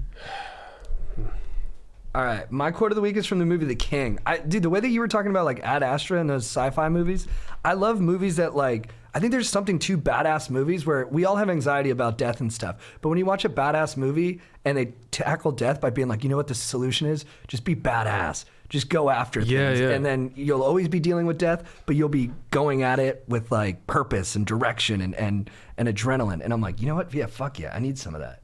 So, and I didn't think Timothée Chalamet could pull this off, but he was actually a badass king in this movie. And this is what convinced me that he was a star. This is before the big battle at the end. He goes, "You expect of me a speech. I have only one to give, and it's the same one I'd give were we not standing on the brim of a battlefield. It is the same one I'd give were we to meet in the street by chance. I have only ever hoped for one thing, to see this kingdom united under this English crown. All men are born to die. We know it. We carry it with us always. If your day be today, so be it. Mine will be tomorrow, or mine tomorrow and yours the next day. It matters not. What it matters is that you know in your hearts that today you are that..." I fucked it up. No. Stay with it. It matters not. What matters is that you know in your hearts that today you are that kingdom united. You are England. Each and every one of you. England is you. And it is the space between you. Fight not for yourselves. Fight for that space. Fill that space. Make it tissue. Make it mass. Make it impenetrable. Make it yours. Make it England. Make it England. That's pretty good. That was it. Good performance, good speech. It almost lost me at the space between you. It was getting a little technical for me. It gets a little weird. It gets a little nebulous. Yeah, but then it came back real strong. I like that. It fucks with me sometimes because I'm like, wait, make it tissue, make it mass. I'm like, are those like, is that contemporary terminology? Like, did they have that under, did they call those things back then? But then I'm like, you know what? Fuck it. Make it tissue, make it mass. I like that. Well, then by the time you make it mass, because it's blood. Yeah. It's blood and guts. That's good. Thank you. Okay. Man, thank you, dude, because I was ready to just hit the ejecto seat on that whole thing. Ejecto-cedo, cuz. And then you're just like, dude, hang in the car for a little bit longer. We're about to catch up to, what's the bad guy's name? Oh, Carter Verone. My dog. Who's that? He's the villain in Too Fast, Too Furious. Oh, yeah, sorry. Dude, I saw I follow Toretto Tuesday on Instagram, and they had this meme. It was like, bring back Carter Verone. I was like, fucking thank you. Very good idea. I got a quote from memory. Actually, just look it up. Inner space, not you look it up, but those at home. How badass space is and all that stuff. There's a TED Talk right now about a guy. He's like teaching you how to, it's a master class, sorry, on how to like travel to space. Yeah, that's my favorite one. Okay, that's insane. I thought that was a joke when I saw that. But that guy, his TED Talk, it's like a 20-minute talk about how we can go to the moon and we can dig for resources there and mine for resources and whatever. And at the end, he's getting so worked up and so stoked that I'm going to misquote it, but he's like, we can go to the moon and we can mine for enough. We can go there without the resources and mine for enough to make it back to Earth. We will do that, and I will lead that expedition. Whoa! And I'll put that flag in the moon. And he ends it like so jacked up. You're almost like, whoa, come on, this is just TED Talk. Like, he's almost like too rattled up. Right, take it down a notch. But dude, I was like, he is standing in front of the world like, I'm going to go to the fucking moon, dude. Love it, dude. Dare mighty things. What's his name? I don't even know. The last one, if for anyone in high school, this is like, I think about this all the time. When I was in high school, we could write, instead of valedictorian writing a speech, like X amount of kids could submit a speech and try to get theirs picked. And mine did not get picked. But I was so bummed because I liked this line at the end. I took my whole thing about how like we're all different, but we go through this thing together, you know. And I'm like, some of us are good at sports and this and this, and then some of us do this, and then picked funny anecdotes from high school, like the one kid who did this, and at the end I was like, but whether you're at that party or you weren't, or you're in that class or you weren't, like we all went through this experience together, and that's why today we graduate not as 248 individuals, but as the class of 2002. Oh, and I was nice. like stoked on that line, and they didn't pick it. I'm like, God damn it! You put your heart into it. Put my heart into it. I even had to perform it to try to win. Did? Yeah. Wow. Who'd they pick? Someone who quoted fucking poets. You know. Was it good? Oh, lame. That's smart. Damn. Not that interesting. But no soul. I mean, I don't want to talk shit. It was good. They did what they think, but it just didn't get you. They didn't make it tissue. They didn't make it tissue. I felt no tissue. I felt no mass. Make it impenetrable. I'm not saying it's a great song, but I thought it'd be kind of fun, you know. For sure. Chad, do you have a phrase of the week for getting after it? My phrase of the week for getting after it is, let's kill the hybrid battery. Nice, dude. That just goes back to my car. Mine is just a word, one word. It's a word I learned the other day. Gutter snipe. It's a scruffy and badly behaved child who spends most of their time on the street. Gutter snipes. Like it. no phrase. I got the fist pump. So my friends do this instead of a high five, instead of a wave. When we say goodbye, we just go. And That's then the other one does solid. it back, kind of Braveheart style. Jacks you up.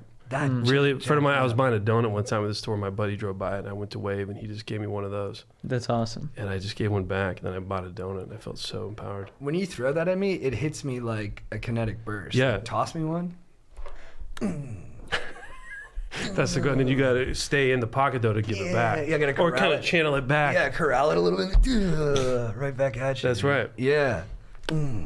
Plus, in this coronavirus time, you're not supposed to be shaking a ton of hands. So just throw up a little something just to kind of... A little bit of that. Well, yeah, let's throw those up and put a bow on this thing. Ooh, I dude. like that. Aaron. This is fun. Aaron, we can't see your hands anymore. I know it's tough, dude. There we go. You are kind of barricaded back You're there. obscured. He's like Fred and Howard Stern. For He's like- sure. He's like huddled up in his sleeping bag. All right, this is fun. Corey, thank you so much for Dude, coming this is on. great. I miss It's you so great guys. to have you. Miss you Good Yeah, to I miss hang. you so much. Dude, guys, check out Cory Loykasek on Instagram. Yeah, anything you want to plug? Oh, no, yeah, on Instagram, Dress Up Gang is where all our videos are up for that thing. And my last name, you'll never be able to spell it, but if you find me on Instagram, I'll put some shit up on there too. You wanna Stokers, spell it? you I'm gotta thinking about follow going to this stage guy. name. I don't know what it is yet. If you got ideas, hit me with the stage last name. My last name's too long, too many letters, and I'm about to bail on it. It's just not happening. Corey Lowe. Corey Lowe. That's Corey kind of Love. cool. Corey Love. Corey Love. I think there was a good point guard back in the day on the AAU circuit. I don't think he ever made it to the league. How do you know the AAU circuit? I was just plugged into a lot of different things. Dude, that's incredible. A lot of highlight reels. Corey Love. I like that. He was in Brandon Jennings' class.